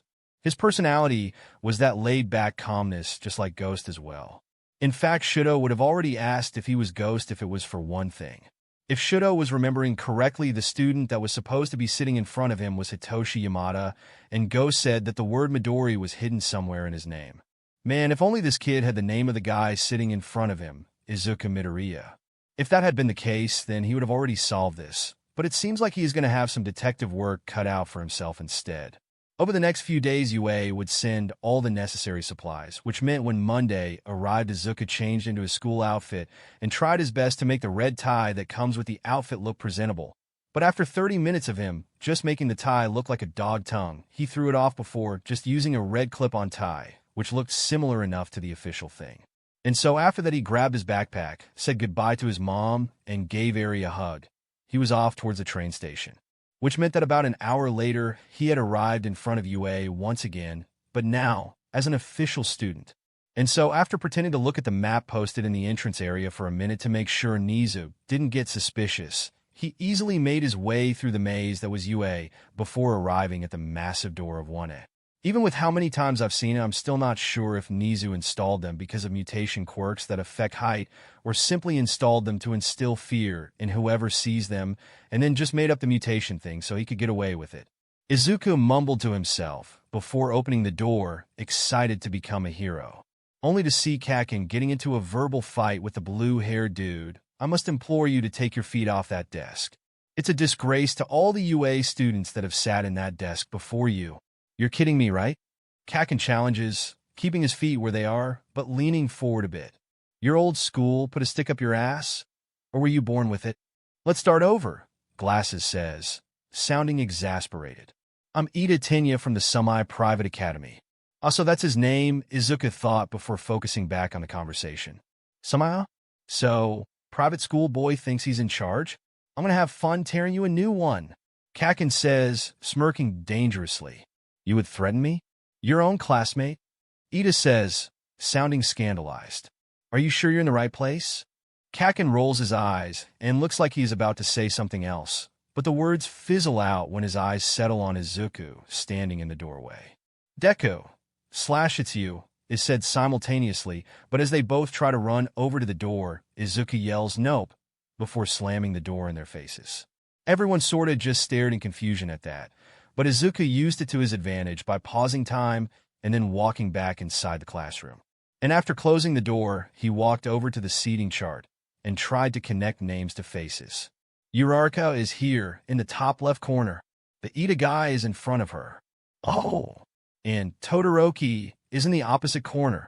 Just my luck, said Izuku before turning to face the two-tone boy in question. After that, he looked past the empty spot in front of Todoroki and found his desk, which was right behind Kaken. Nope, not happening. Sorry, Hitoshi Yamada, but I am not going to end up sitting behind that guy for another year in a row. So with that, he swapped name tags with the guy who wasn't here yet, and then placed himself directly in front of Todoroki. He did feel a little bad for this Yamada guy, but decided that since he would never know that his seat was swapped, everything should be fine, and this would never have any consequences. And so now, knowing most of the names of the 1A students, he sat down in his new seat and let time start back up. He then watched as about a quarter of the class noticed his presence, including but not limited Todoroki sitting behind him, the girl with a black ponytail who is right next to Todoroki, the boy with a bird head who sits in front of the girl and therefore to the side of Izuku, and most likely the other two up near the front only noticed him because their quirks give them enhanced hearing. But he doesn't care because almost everyone else, including Kakin and Ida, are still staring at the door in confusion. And they were even more confused when the door opened up a few seconds later, and in walked a purple-haired boy who looked like he could really use a nap, and Uraraka, who was excitedly talking to the boy. Did he seriously run off? Asked Ida while looking back and forth through the hallway. The purple-haired boy then pushed past Ida while saying, "No clue what you were talking about, but please move so I can get to my seat before the teacher shows up." Ida apologized profusely, but the boy just waved it off before looking at the seating chart, and then sitting in front of Izuku. Yep, exactly as planned.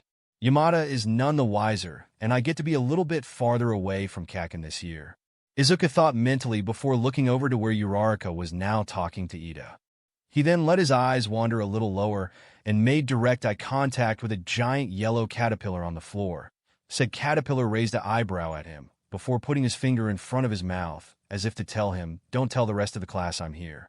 He then quickly nodded before looking away and quietly muttering, "OF. I'm in Eraserhead's class." I thought I wouldn't have to worry about him until second year. After that, Uraraka noticed him, which made everyone else realize he had been there the entire time.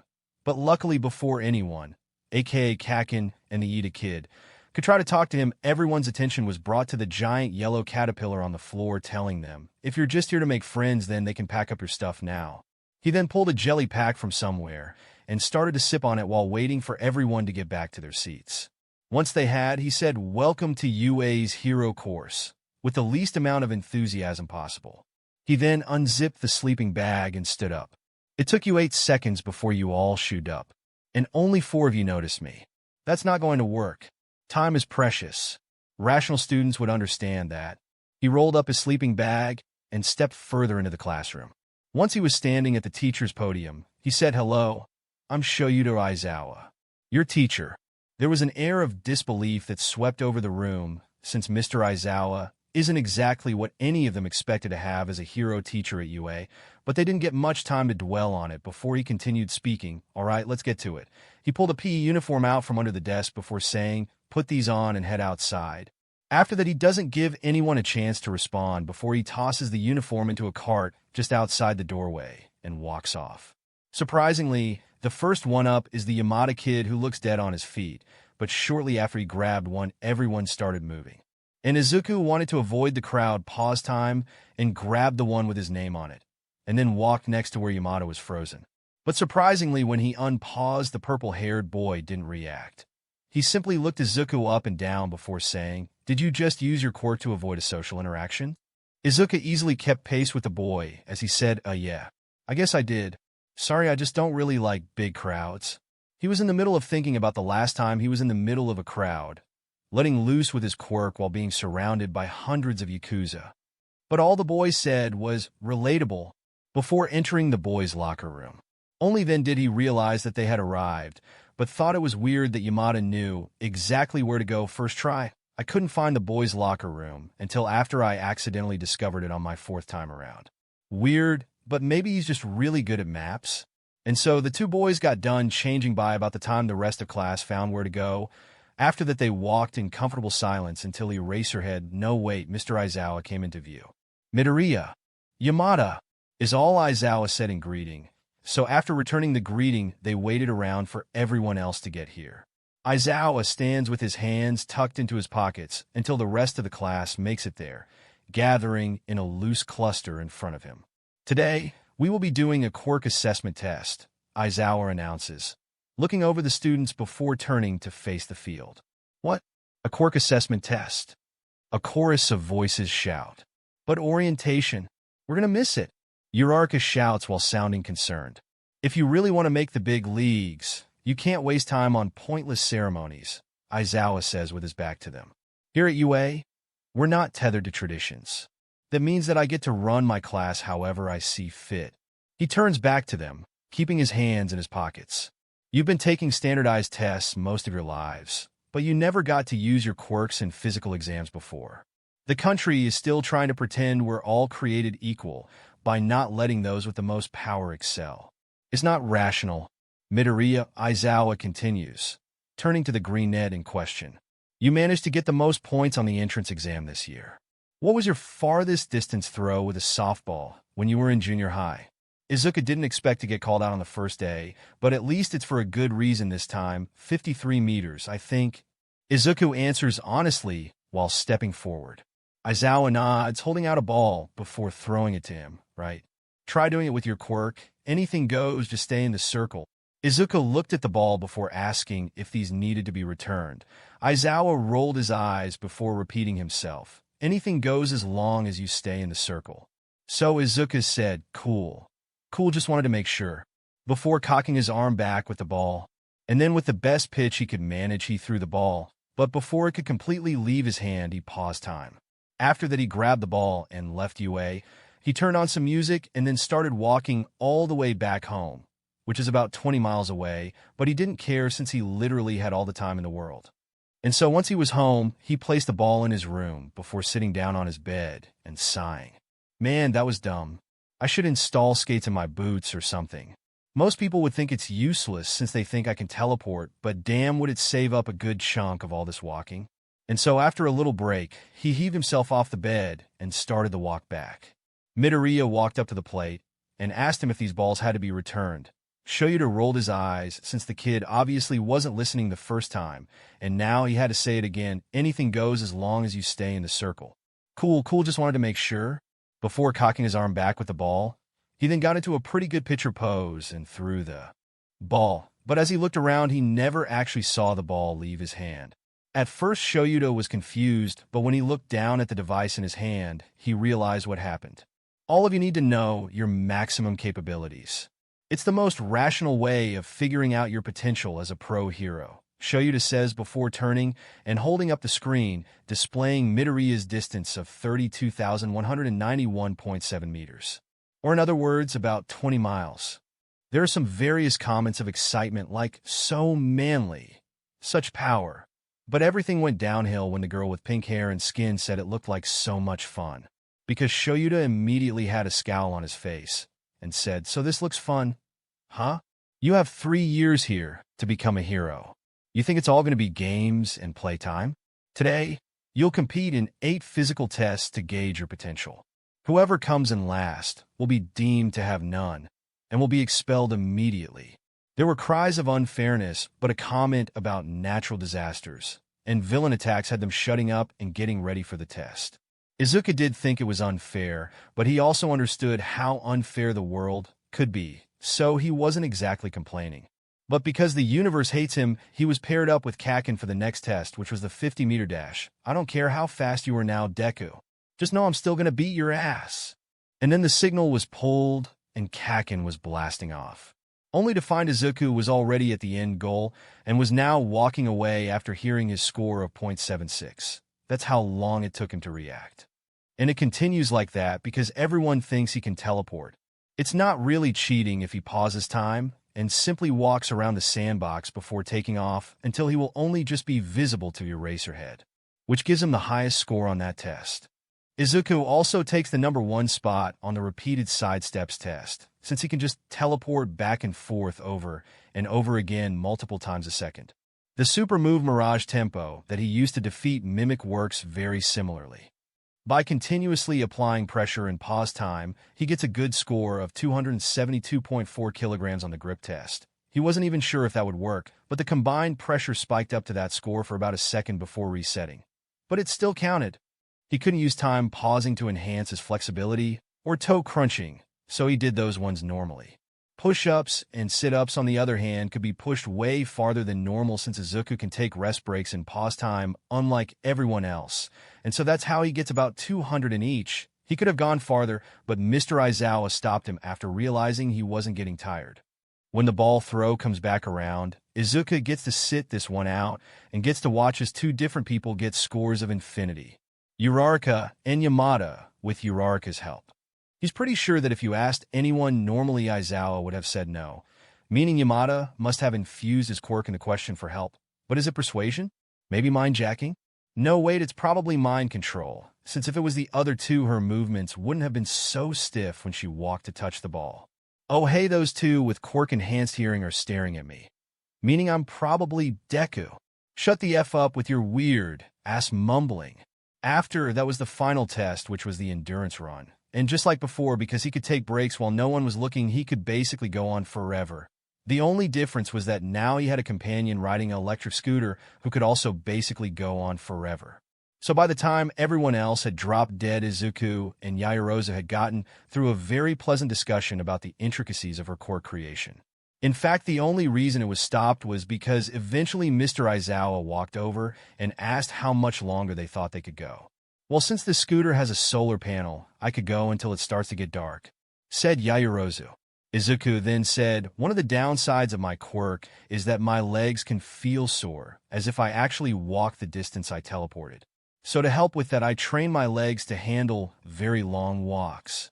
Aizawa then sighed before saying, "So what you were saying is that you could probably jog all the way into the night as well." After that, he told them it was a tie and that they could stop.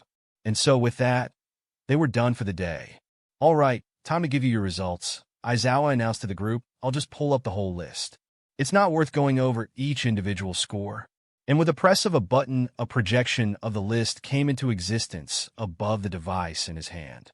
And wouldn't you know it, he had second place, right below Yaoyorozu, followed by Todoroki and Katsuki, who was fuming over being below Izuku for the second time in a row.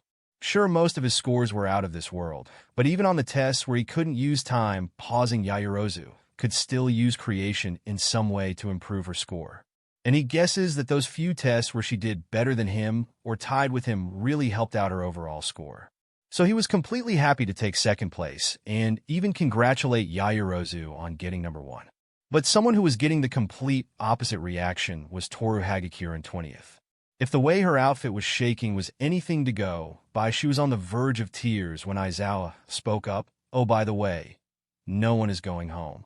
That was just a logical ruse to make sure you gave it your all in these tests," Aizawa said with a shit-eating grin pointed at the class.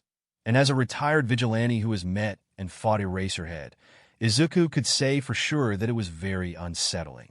Most of the class was shocked. The invisible girl was now actually crying, but it was happy tears. And then Yaoyorozu spoke up and created even more chaos. "I'm surprised the rest of you didn't figure that out. I'm sorry, I guess I should have said something," she says casually. "All right, that's it. We're done for the day. Pick up a syllabus from the homeroom before you leave and read it before class tomorrow morning," Aizawa announces tiredly, tucking his hands back in his pockets and then walking off. And instead of teleporting away like last time, Izuku walks over to Yamada and says, "Hello, my name is Izuku Midoriya." He extended a hand, but it wasn't reciprocated beyond a simple Hitoshi Yamada. He starts walking off, but Izuku catches up and says, "Oh yeah, 7th place, highest spot a non-physical quirk got, so I'm glad you're doing the quirkless and mental quirk users proud." He meant it as a compliment, but something in the way he said it must have pissed him off because he started walking faster and said, "I'm not here to make friends," before turning the corner. "Oh man, I didn't even get to ask about his quirk," he whines, but before he can step forward, he is grappled into a hug. "Oh my god. I've been trying to talk to you all day, Midoriya, but you kept disappearing and reappearing out of nowhere. I wanted to thank you for saving me back at the entrance exam." It was Uraraka, and if her walking next to Ida says anything, they probably talked about the entrance exam and therefore talked about the 0-pointer getting shut down by a green blur. "Speaking of Ida, yes, I tried to talk to you earlier, and now that I can, I wanted to say sorry for how I acted. You were obviously the better hero, since you didn't even waste a second thinking about saving everyone, and damn did he just pull off a 90 degrees angle apology? Oh, really guys, it was in nothing. You don't need to thank or AP apologize to me. Curses stutter when it comes to compliments." Ida then interrupted with, "Oh, forgive me. I forgot to introduce myself." "It's fine, Ida. I heard your introduction when you were scolding Katsuki." "Ah, I see. Very good then." After that, they talked more about the entrance exam until they were back at the locker room. "Well, this is our stop. We shall meet you outside, Uraraka," said Ida enthusiastically before stepping into the locker room.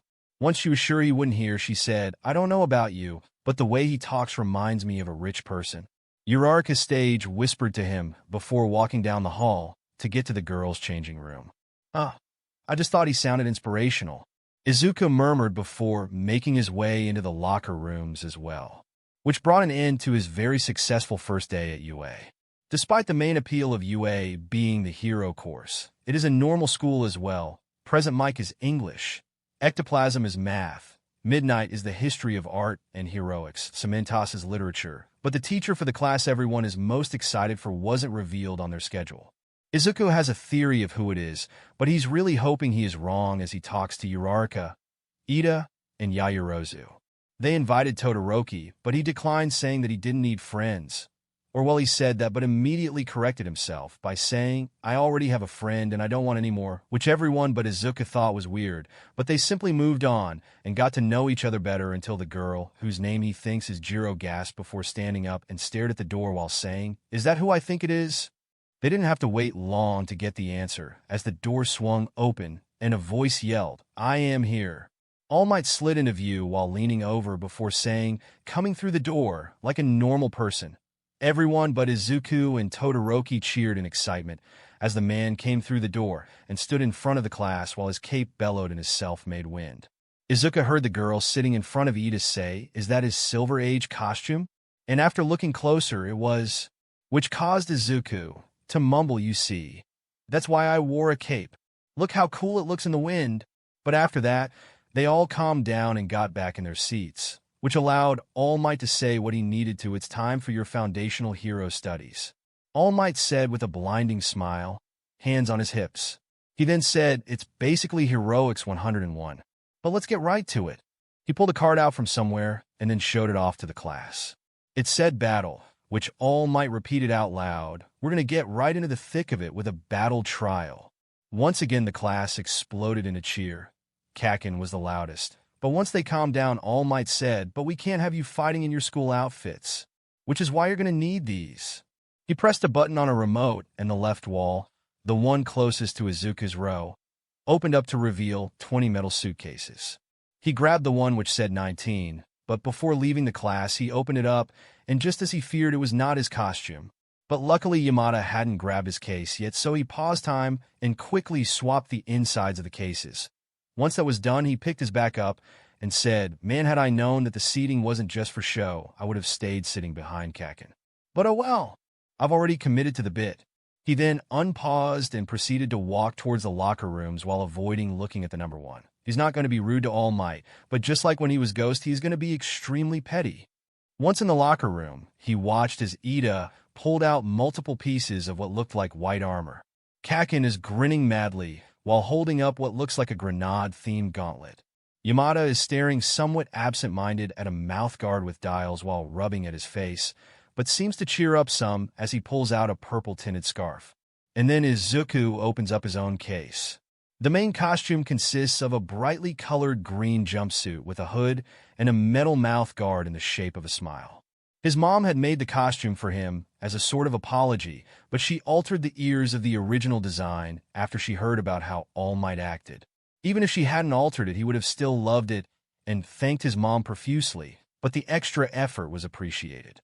But when he took his shirt off, the red-haired boy gasped and asked, Where'd you get that manly scar? Izuku looked down and realized his scar from the time he got stabbed by Hawks was out in the open. When he looked back up, he had the attention of almost everyone in the locker room. So he just quickly said it was from a red-tailed hawk, which technically isn't a lie since if hawks did have a tail, the feathers would probably be red. While quickly putting the jumpsuit on, but that caused Ida to stop putting his own costume on as he asked, Do those type of birds even live in Japan? Izuku quickly flipped his hood up before shrugging and saying, Well, the one that got me definitely does. After that, he got a few more so manly from Kirishima, and then everyone was back to focusing on their costumes, which also allowed Izuku to think about how everything he was wearing currently was requested before he really figured out his quirk. Everything else in the case was requested because of his quirk. First was the gloves. Aesthetic-wise, they look just like elbow-long black gloves with some red accents that flow from the fingertips and the knuckles until they pool into the elbows, but those lines actually serve a purpose since they collect kinetic energy and then allow the user to hit with almost 2x the force in any of the areas where the lines pool together, meaning all his punches, palm, and elbow strikes will hit with extra force, and that extra force will only multiply more when in pause time. His boots have the same tech and aesthetic, red lines on black. only instead the lines pool at the knees, the front, the back, and the bottom of his shoes. And he knew it was super risky, but he also included the shortened version of his cape from the ghost costume, so he had something to remember it. After that, the only thing left is the multitude of capture-related items hidden on his person. Thinking back to the sludge villain and how he took down criminals as Ghost, he realized that he doesn't really need to fight to save lives. With time pausing, he can just capture every enemy before they can even think of throwing a punch, which is why he is carrying a multitude of handcuffs, capture tape, chains, normal tape, rope, and anything else that could possibly be used to apprehend someone. Once he has everything situated, he joins back up with the class and immediately gets flagged down by Uraraka. "Whoa, your costume looks so cool," her cheery voice exclaimed. She was practically bouncing toward him in her new outfit. "Ah, do you think so? The main jumpsuit and hood was made by my mom, and everything else is made up of support items, so I didn't know if it would actually flow together well," he said while unclipping the metal guard and pulling his face covering hood off. "Now you look like a green fox covered in red lightning." This caused Izuku to chuckle. "Well, as long as it isn't a bunny, I'll take it. But speaking of aesthetics, were you going for a space theme?" She nodded her head while looking down at her own costume and smiled at the boots, the helmet, and the arm brace things, but as her sight settled on the black part of her costume, she huffed, "I just wish my costume wasn't so tight." But before Izuku could say anything, a literal knight in not so shining armor showed up behind him and said, "If that's the only problem, then I believe all you have to do is head down to the support course and ask for a refitting." A long sigh took place as Ida removed his helmet with a little umph. "Something I will have to do myself to fix this tight helmet. So we can just walk there together after class if you like." Uraraka easily agreed, but any further conversation was cut off as All Might started to explain the exercise. He explained the indoor battles, then showed them their randomly selected teams. Team C was Uraraka and Izuku. That was going to be fun. Team D, who they'd be facing, consisted of Kakin and Yamada. Not as fun. Uraraka and him would be playing the villains in this scenario, while Kakin and Yamada would be attempting to secure a missile from their base. Izuku and Uraraka were sent inside first, and were given 5 minutes to formulate a plan. They stood alone in a room on the top floor with their fake nuclear missile. Izuku was already mumbling a million miles a minute under his breath. Uraraka thought it was cute, so she let him go on for a moment before speaking up. "Want to share your brilliant plan?" she asked. Izuku jumped, turning a bit red. "Oh, sorry, Uraraka-san." A yes dash, he shook his head, clearing his mind. Kakin and Yamada both have pretty strong quirks if I understand how his works correctly. Actually, you and the guy with the multiple arms are the only ones who experienced Yamada's quirk. He turned towards her expectantly, and she stuttered a little, trying to think before eventually saying, "Oh, well, he asked if my quirk was control over gravity, and I responded that it's just zero gravity, and then next thing I knew my mind felt as if it was full of static, and the only thing I could hear was his voice telling me to use my quirk on the ball." Izuku nodded before saying, "That's similar to what I imagined. Mind control? And didn't he ask the other student a question too?" Uraraka could kind of remember seeing that during the grip test, so she nodded. Izuku then nodded and said, "Great. So that probably means it's verbal response-based. Plus it would explain the dial mask he was wearing. While you were pretty smart, I would have never thought about that," she said encouragingly. Izuku rubbed the back of neck while nervously chuckling. Most people call it creepy, but a large attention to detail sorta just comes naturally when you have a lot of time on your hands. Once he was done chuckling at his inside joke, he got back to the plan. "Anyways, we are villains who can make things weightless with a single touch and teleport to almost anywhere in Japan. We are protecting a bomb, and the enemy can create explosions and ensnare our minds if we respond to him," Izuku said, trying to think like a villain. "Right? So what's the plan, my fellow villain?" she said, trying to get into character as well. "Well, I believe the hero with explosions will come after me. Our tragic backstories are intertwined so obviously, he will hunt down his arch-nemesis," Izuku said while holding his arms behind his back and walking back and forth. Uraraka nodded before saying, "It's only logical. Now, obviously we don't want explosions anywhere near our own explosive He dramatically extended a hand towards the fake bomb before saying, "So, I believe our best course of action, my dear partner in crime, is for me to draw him away. But do you believe you can handle the hypno hero alone?" He asked before tilting his head in her direction, since all Uraraka would be able to see is his glowing eyes, which can't convey much emotion. And Uraraka thought about it before responding with, "Verbal response, right?" And a mask which can probably alter his voice. She too started to walk back and forth in a villainous manner, while thinking before saying that hero could render our earpieces completely useless. Which means even if I don't respond to him, he could potentially trick me by making it sound like you're talking through the earpiece.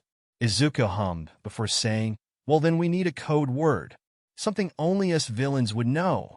They both continued to think before Izuku turned to her excitedly and said, "Have you ever watched JoJo's Bizarre Adventure?" At first she was confused at the change in subject, but when she connected the dots, they both proceeded to do their best villain laughs, knowing exactly what code words they would use. But over with the heroes, Hitoshi was not having nearly as much fun with his partner, Bakugo. "Shouldn't we strategize even a little instead of simply waiting for All Might to say begins?" He asked tiredly while examining the map of the building, but Bakugo simply scoffed in his direction before saying, "I'll go in, beat Deku's ass, then beat Round Cheek's ass, and take that F-bomb." Hitoshi rolled his eyes before saying, "That's not a plan, that's an agenda. How about we start with something simple? What are their quirks?" Bakugo scoffed again, but eventually said Deku used to be quirkless, but some punk-ass villain forced his quirk to manifest, and now he can teleport. Round Cheeks can turn gravity off by touching shit. There, happy eye bags? Hitoshi had to take a minute to decipher Bakugo's, and then another minute to realize Midoriya's actions yesterday made a lot more sense with a quirkless background. But he shook his head and refocused on the current mission. See, was that so hard, Bakugo? Now the next step to forming a plan is our own strengths and weaknesses. You can make explosions, and I can, just spit it the F out, or shut the F up, eventually yelled Bakugo after he took too long to answer. So Hitoshi looked away before saying, "My quirk is called mind control. It used to be brainwashing, but my pops realized the name wasn't accurate." But instead of the normal response of calling him a villain, all Bakugo said was, "Big whoop. I bet Deku already figured that shit out and told Round Cheeks. So you're probably going to be useless." And while he appreciated Bakugo not caring about his quirk, this was taking it a little far. "Well, unlike you, I'm not a one-trick pony. That's why I have the mask and this capture weapon, dumbass." Bakugo then grabbed him by the shirt and let some miniature explosions go off in his other hand, while saying, "You want to say that again, eyebags? I'll blow Deku and you sky high if you keep talking like that." Hitoshi just rolled his eyes and was about to retort, but then they heard some cartoon villain-like laughs come from the top floor. They both sorta just stared at that until All Might yelled into the earpieces to start, which caused Bakugo to make a tsh noise with his tongue before dropping Hitoshi and telling him, "I'm going after Deku. We have some things to talk about.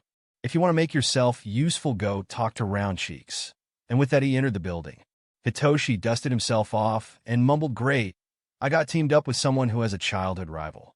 Let's hope Uraraka is more reasonable." He then clipped the mask into place and entered the building as well. Once All Might yelled, "Start," Izuku and Uraraka ended their evil laughing sesh and got straight to work. Izuku handed over some of his capture tools, and Uraraka used them and her quirk to set up some rudimentary traps. After that, he bid farewell and disappeared. When he did reappear, he strutted on over until he stood at the top of the stairs to the third floor. Kakin was on the second, so he didn't have to wait long until the explosive boy in question stood at the bottom of the stairs. And when they locked eyes, Izuku cut off whatever Kakin was going to say by slow clapping in a villainous manner and saying, "Congratulations, Katsuki. After all these months, we can finally pick our conversation back up from where it ended." It felt weird using his name instead of the nickname, but villains don't use cutesy nicknames. And he was glad he did, because the use of the first name immediately set Kakin on edge and actually stopped him from just exploding up the stairs. Eventually, he said instead, "So what, Deku? Are you here to just gloat about you winning against me?" He yelled while taking a few steps forward. But Izuku didn't want to get straight into a fight since they would win by simply wasting time, so he once again tried to act villainous while saying, "No, I'm actually here to give you a chance, Katsuki." And while still acting like a villain, he smiled and said, "Go down 2 steps, and just as promised, we can continue our conversation. I'll tell you all you want to know." Obviously, Kakin didn't move, so he then let his smile turn a little more sinister, even though Kakin couldn't see it, and said, "But if you'd rather die, then climb those stairs," he said confidently while his eyes glowed toxic green. Katsuki did stutter a little in his movements at hearing sweet, innocent Deku say shit like that, but he quickly fixed his posture before yelling, "You think you can scare me, Deku? Well, tough shit since I don't feel any fear at all." He then prepared to lunge up the stairs before yelling, "Now, fight me, Deku." But all that BSTRD did was chuckle and say, "Is that so, Katsuki? Then climb those stairs." And so Katsuki did exactly that. He slammed his foot onto the next step and prepared to blast himself up the stairs to beat the shit out of Deku. But then that BSTRD had the gall to full-on laugh before saying, "I see, Katsuki. You've gone down the stairs, which means you wish to continue talking to me, Deku." "Huh? The F you mean dash," he yelled while looking down, but stopped when he realized that he was in fact back at the bottom of the stairs. He then looked around and questioned how the F Deku did that.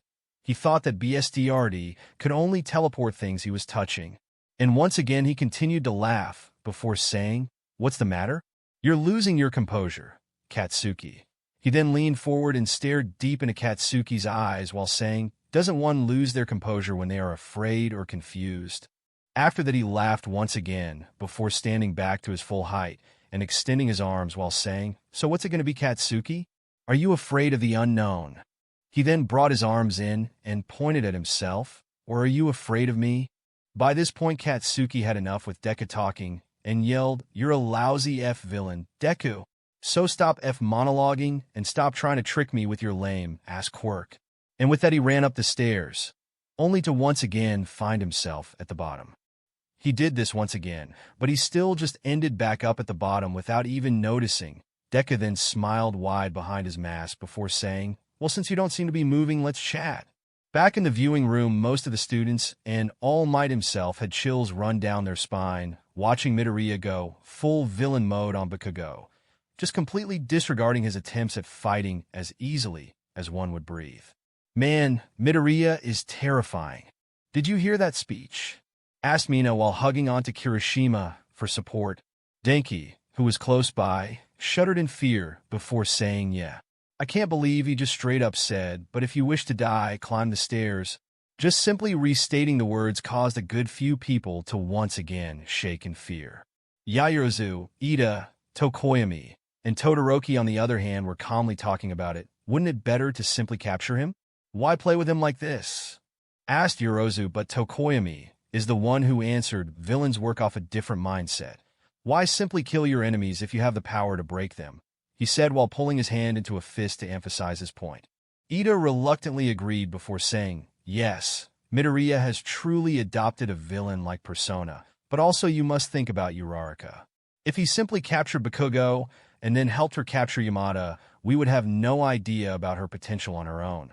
So instead, by wasting time with Bakugo, he is allowing Uraraka and Yamada to show us their plus ultra." And at that, Yaoyorozu nodded before turning to Todoroki and asking his opinion. But Todoroki simply continued to stare at the screens before muttering, "Was that a JoJo reference?" The only reason he knows about it is because Ghost introduced him to it and then forced him to watch all 9 parts.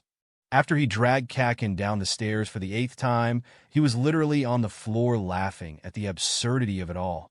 But once he calmed down, he got back into his villain pose and unpaused once again, only to watch as Kakin immediately shot some explosions off and rocketed himself past the stairs in a single leap. Now Izuku could send him back down, but he decided to reward his ex-best friend's efforts. So he adjusted his face, covering mouth guard before saying, "Seamoon, how is Operation Anubis going?" Kakin stared at him confused, but eventually Uraraka responded with, "Dio. I've managed to avoid all his taunts, but man, this guy is really good at using that scarf. I don't know how much longer I can avoid him while still protecting the bomb." Izuku hummed before effortlessly teleporting out of the way of Kakin's right hook. He then said, "Do you need me to intervene, Pucci?" It took a few seconds, But eventually Uraraka responded with, "Don't worry about me. The world. You just focus on Kira." This is their system to avoid getting caught by Yamada, just absolutely flooding their conversation with JoJo references and only calling each other by the names of characters and their stance. After that, Izuku shut his earpiece back off and focused back on Kaken. "Well then, care to try again, hero?" he asked while smirking, but Kaken had his own smirk while he adjusted his right gauntlet. "Nah, I'm sick and tired of you wasting my time. But I gotta say, all that running really worked up a sweat." His gauntlet proceeded to ominously glow orange, and Izuku realized the purpose of those gauntlets almost immediately, which was good seeing as how he ripped the pin out straight after. But Izuku quickly paused time and moved behind Kaken. After that, he slammed his fist into the right gauntlet a few times before unpausing, which meant when the explosion ripped through the building, his gauntlet fell apart a few seconds later. He clicked his tongue in anger over the explosion breaking the gauntlet before looking around trying to find Deku. It eventually led him to the 4th floor, where he found Deku standing at the top of the staircase again. Deku chuckled and asked if he wanted to play this game again, but Katsuki simply raised his other gauntlet and yelled, "Hell no." All Might's voice crackled to life, but Bakugo, "No. You'll kill him." But that didn't stop him, so he gripped the pin and yelled. He dodged the first one, so I'm willing to bet he can dodge this one too.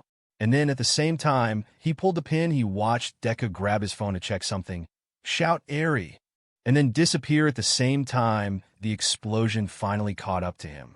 After that, everyone sort of just stared in confusion, including Uraraka and Yamada, since Izuku purposely got Katsuki to aim the explosion right at the room above them. So Uraraka had more stuff to use with her quirk, but that also meant they could see Izuku and Katsuki.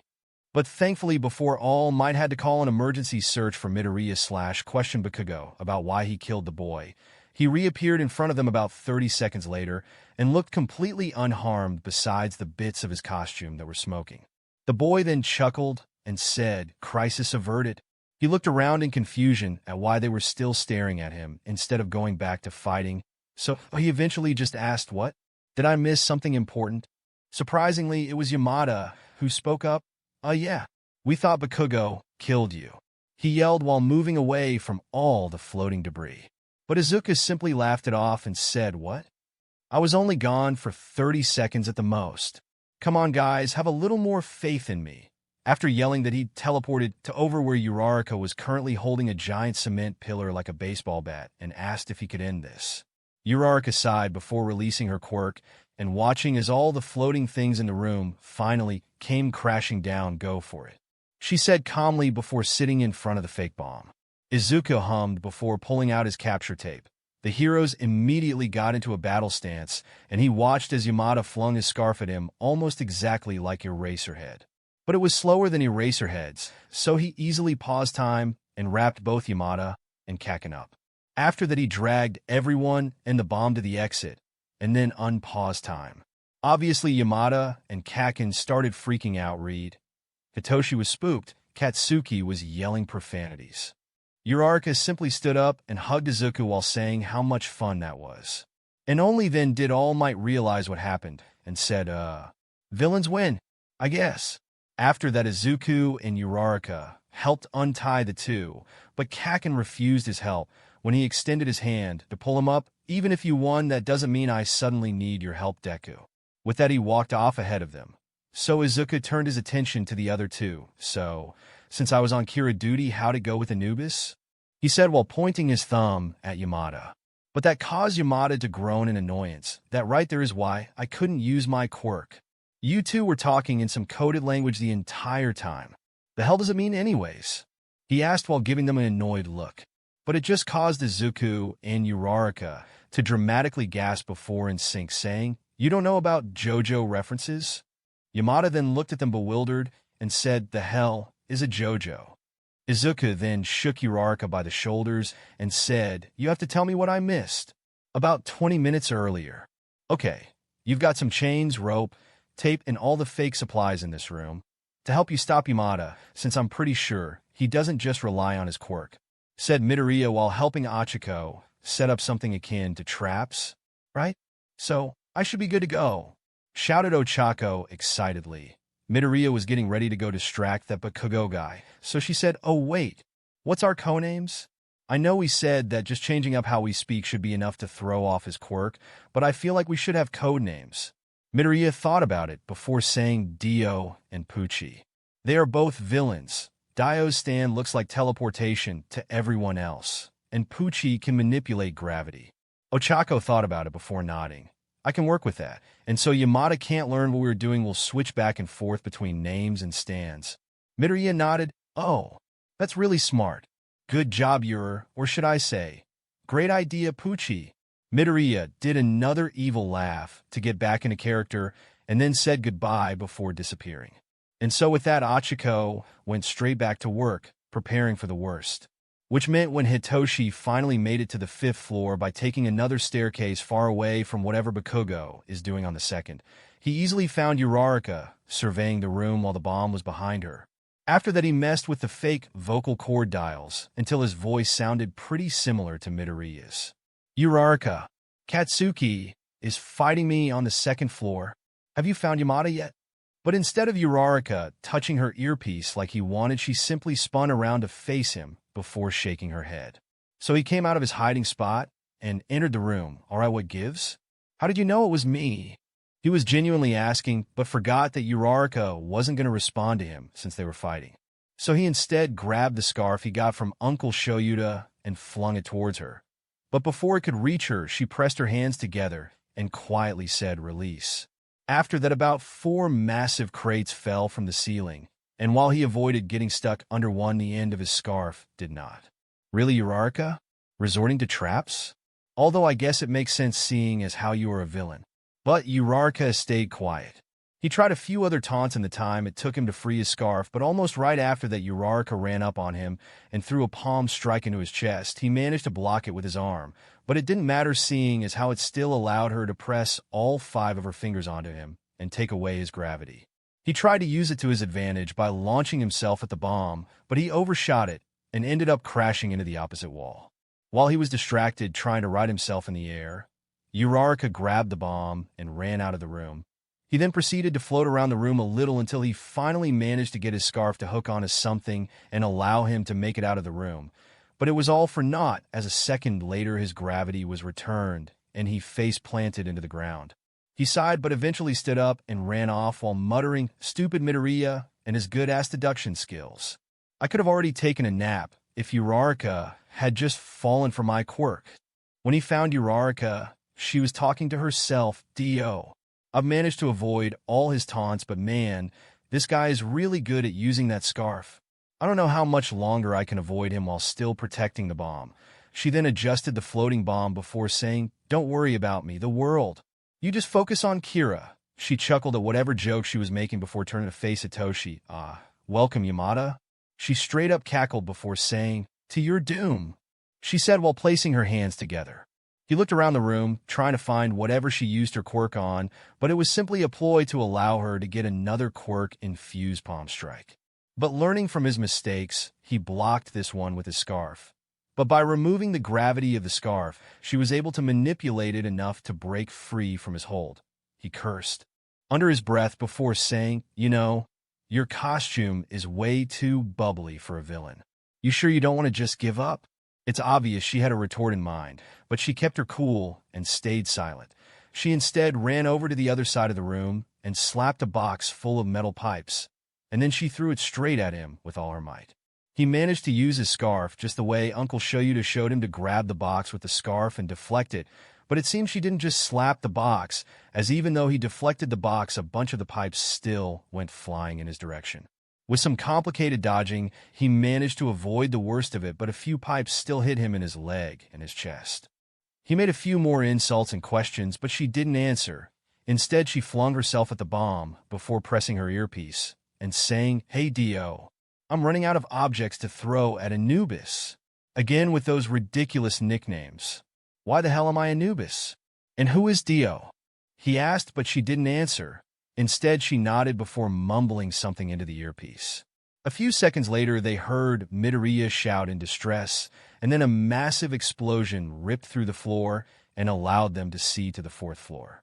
Uraraka didn't waste a second collecting a bunch of the debris and grabbing a massive pillar like a baseball bat, but then stopped when she realized that Midoriya's earpiece was only playing static, meaning he was either out of range or the earpiece was destroyed.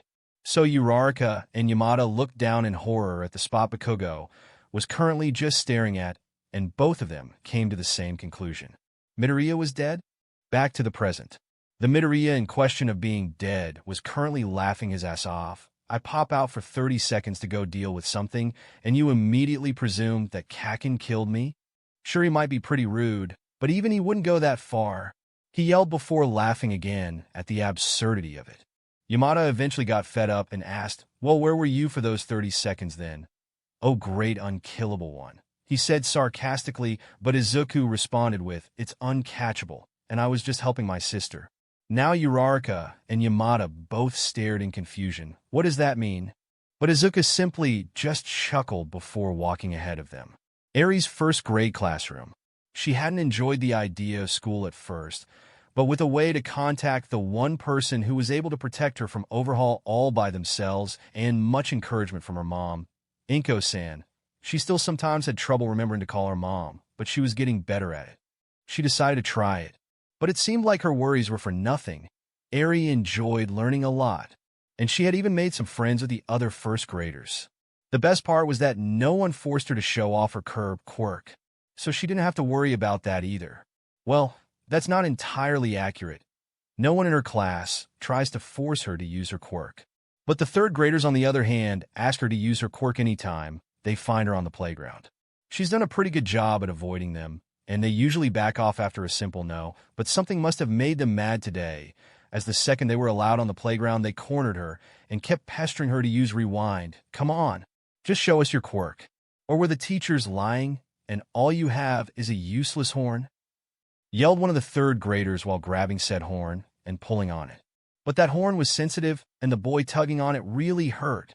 But even as she started to tear up, more so of the memories of being in pain rather than the pain itself, they didn't care and continued to push her around. So when she realized no one was going to stop, and she really didn't want to use her quirk, she gripped the device her Nichan gave her and pressed the button. And just like he promised, within the next second her brother was right in front of her. He might have been wearing a costume with some burns on it, but she knew for a fact it was him, as when he pulled her into his arms the world around them became silent. So she proceeded to quietly cry into his shoulder, while trying her best to explain what happened. And just like always, her Nichan just listened and comforted her. And once she calmed down, he sat her down and said, "Okay, here's what we're going to do, Eri. I'm going to scare off these mean third graders, and then we're going to go tell the teachers, so these guys get in trouble and hopefully leave you alone in the future. And if they don't," Eri wiped her tears before letting a small smile from, and saying, "Nichan will go back to being Ghost and scare away anyone who messes with me." Her brother nodded and patted her on the back before standing up and unpaused. And so to the little boys, all they saw was the little girl press a button on some device, and then a scary-looking monster, who had black smoke coming off him, appeared, and those glowing green eyes appeared to see into their very souls. They all backed away in fear, as the monster said, "If I catch you boys messing with my sister again, I will destroy all your toys." But then the little girl who they were just messing with gasped and said, "No, Nichan. That's too mean." The monster turned to her, chuckled, and patted her head before saying, "Ah, you're right." So when the monster turned back to them, it instead said, "I will tell your parents." And at that the boys all backed away before running away. Izuku then turned back to his sister, lowered his metal mouth guard so she could see his smile, and said, "Okay, Eri, I gotta head back to school, but don't hesitate to use the pager if you think you need help." Eri smiled and nodded, and then watched her brother teleport away. And when she saw the third graders later, they all had chills run down their spine before running away from her, which meant no one else tried to force her to use her quirk from that day forward. It was obvious Kakin was sulking as he walked about 30 feet in front of them, but Izuku knew if he tried to cheer him about the loss, he would just get angry again, so he left him to his sulking as they re-entered the viewing room. Well, that was certainly an interesting match, but who do you think the MVP was? Said All Might after he had everyone's attention. Many hands shot up, and some just shouted it out, but All Might eventually chose young Yaoyorozu. The MVP is Yamada. While he may have lost, he stuck to his goal for this match the most. Bakugo completely forgot about the bomb, so he could fight, and then proceeded to let off 2 lethal explosions near the bomb. Uraraka protected the bomb, but could have easily hit it with all her moving around. And while Midoriya made sure that Bakugo couldn't get close to the bomb for the most part, if his performance at the end is anything to go by, then he could have probably apprehended the heroes right at the beginning. So why he didn't do that is a mystery. All Might was left stumbling over his words since young Yaoyorozu basically left nothing to explain himself, but he eventually just asked if there were any objections. But even Uraraka and Midoriya agreed that Yamada should be the MVP, and that the reason why they didn't capture the heroes was simply because this was not a real situation. So, after telling all 4 of them to head to Recovery Girl to check for any injuries that the adrenaline might be hiding, he started the next round. Uraraka came back about a minute later chewing on some gummies. Bakugo showed up next about 3 minutes later, and while he was missing both gauntlets, he was also just chomping on some gummies. And about halfway through the second match, Midoriya and Yamada returned together, both missing their costumes and both looking a little tired but no worse for wear. Apparently, it was not just his costume that got burned due to his late reaction. And Yamada definitely had some bruises from Uraraka's few attacks that she did pull off. And so the matches continued. Some were action-packed like the first one, and others were quick and done after about a minute. In fact, the only team who won by running the time out was Yaoyorozu and Ida, who just worked together to seal the room with heavy metal. The quickest one by far had to be Todoroki and Shoji versus Ojiro and Hagakure, but there was one upside to this match, and that's Izuku got to practice his social humor skills after Todoroki froze the building. YYUSC. T, this is WY. I didn't go W with PLN AS straight from T the beginning. Lo okay how s sad, if everyone looks ABOUT, and not even getting a chance to fight. He muttered out through chattering teeth, and Uraraka nodded her head while also shaking from the cold. When the temperature shot back up, she said, yeah, even Todoroki looks sad about it. So I'm definitely glad we went with Plan B. And if everyone in earshot realized that these 2 cinnamon rolls had a plan that could rival the power move that Todoroki, the son of Endeavor, just did causally, then they had the decency to disguise their shudder of fear as just shaking off the last bits of frost. All Might then gave some last-minute pointers before saying, now, this is how a hero leaves to go do more heroic things. And with that, he ran fast enough that all the students felt was the gist of wind left behind by him leaving. Izuku stayed staring for a little longer before saying, oh yeah, I forgot All Might has a time limit. He then shrugged before walking with Uraraka and Ida to the support course rooms. Ah, Midoriya, is there a reason you are joining us? Does your costume not fit properly either? Asked Ida, but Izuku just shook his head before saying, no, my costume fits pretty well actually. I'm just here because I want to make some alterations while they repair the burnt parts. Ida nodded and said some stuff about it's always good to make improvements, before returning to more mundane topics with Uraraka and him. And that's how it was the rest of the way, until Uraraka and Ida went into the area for refitting, and Izuku stopped in front of the class, which makes the actual support items. He knocked on the door, but a second later the door was blown off its hinges. He paused time and moved down the hallway, before letting time start back up. Slam is the sound the door made as it crashed into the wall. There were shouts from the inside before a girl with shoulder-length pink hair and a complicated pair of red goggles on top poked her head out and then stared at him with a massive smile. As Izuku approached, she completely left the confines of the room and said, nice reflexes, Greenie. Are you here to try out some of my babies? She asked excitedly. Why or what? He yelled in confusion. But she was already dragging him into the room while saying, of course you're here to try some of my babies. Now get in here and tell me what you want. But before she could completely drag him in her madness, power loader appeared and made her let go Hatsum.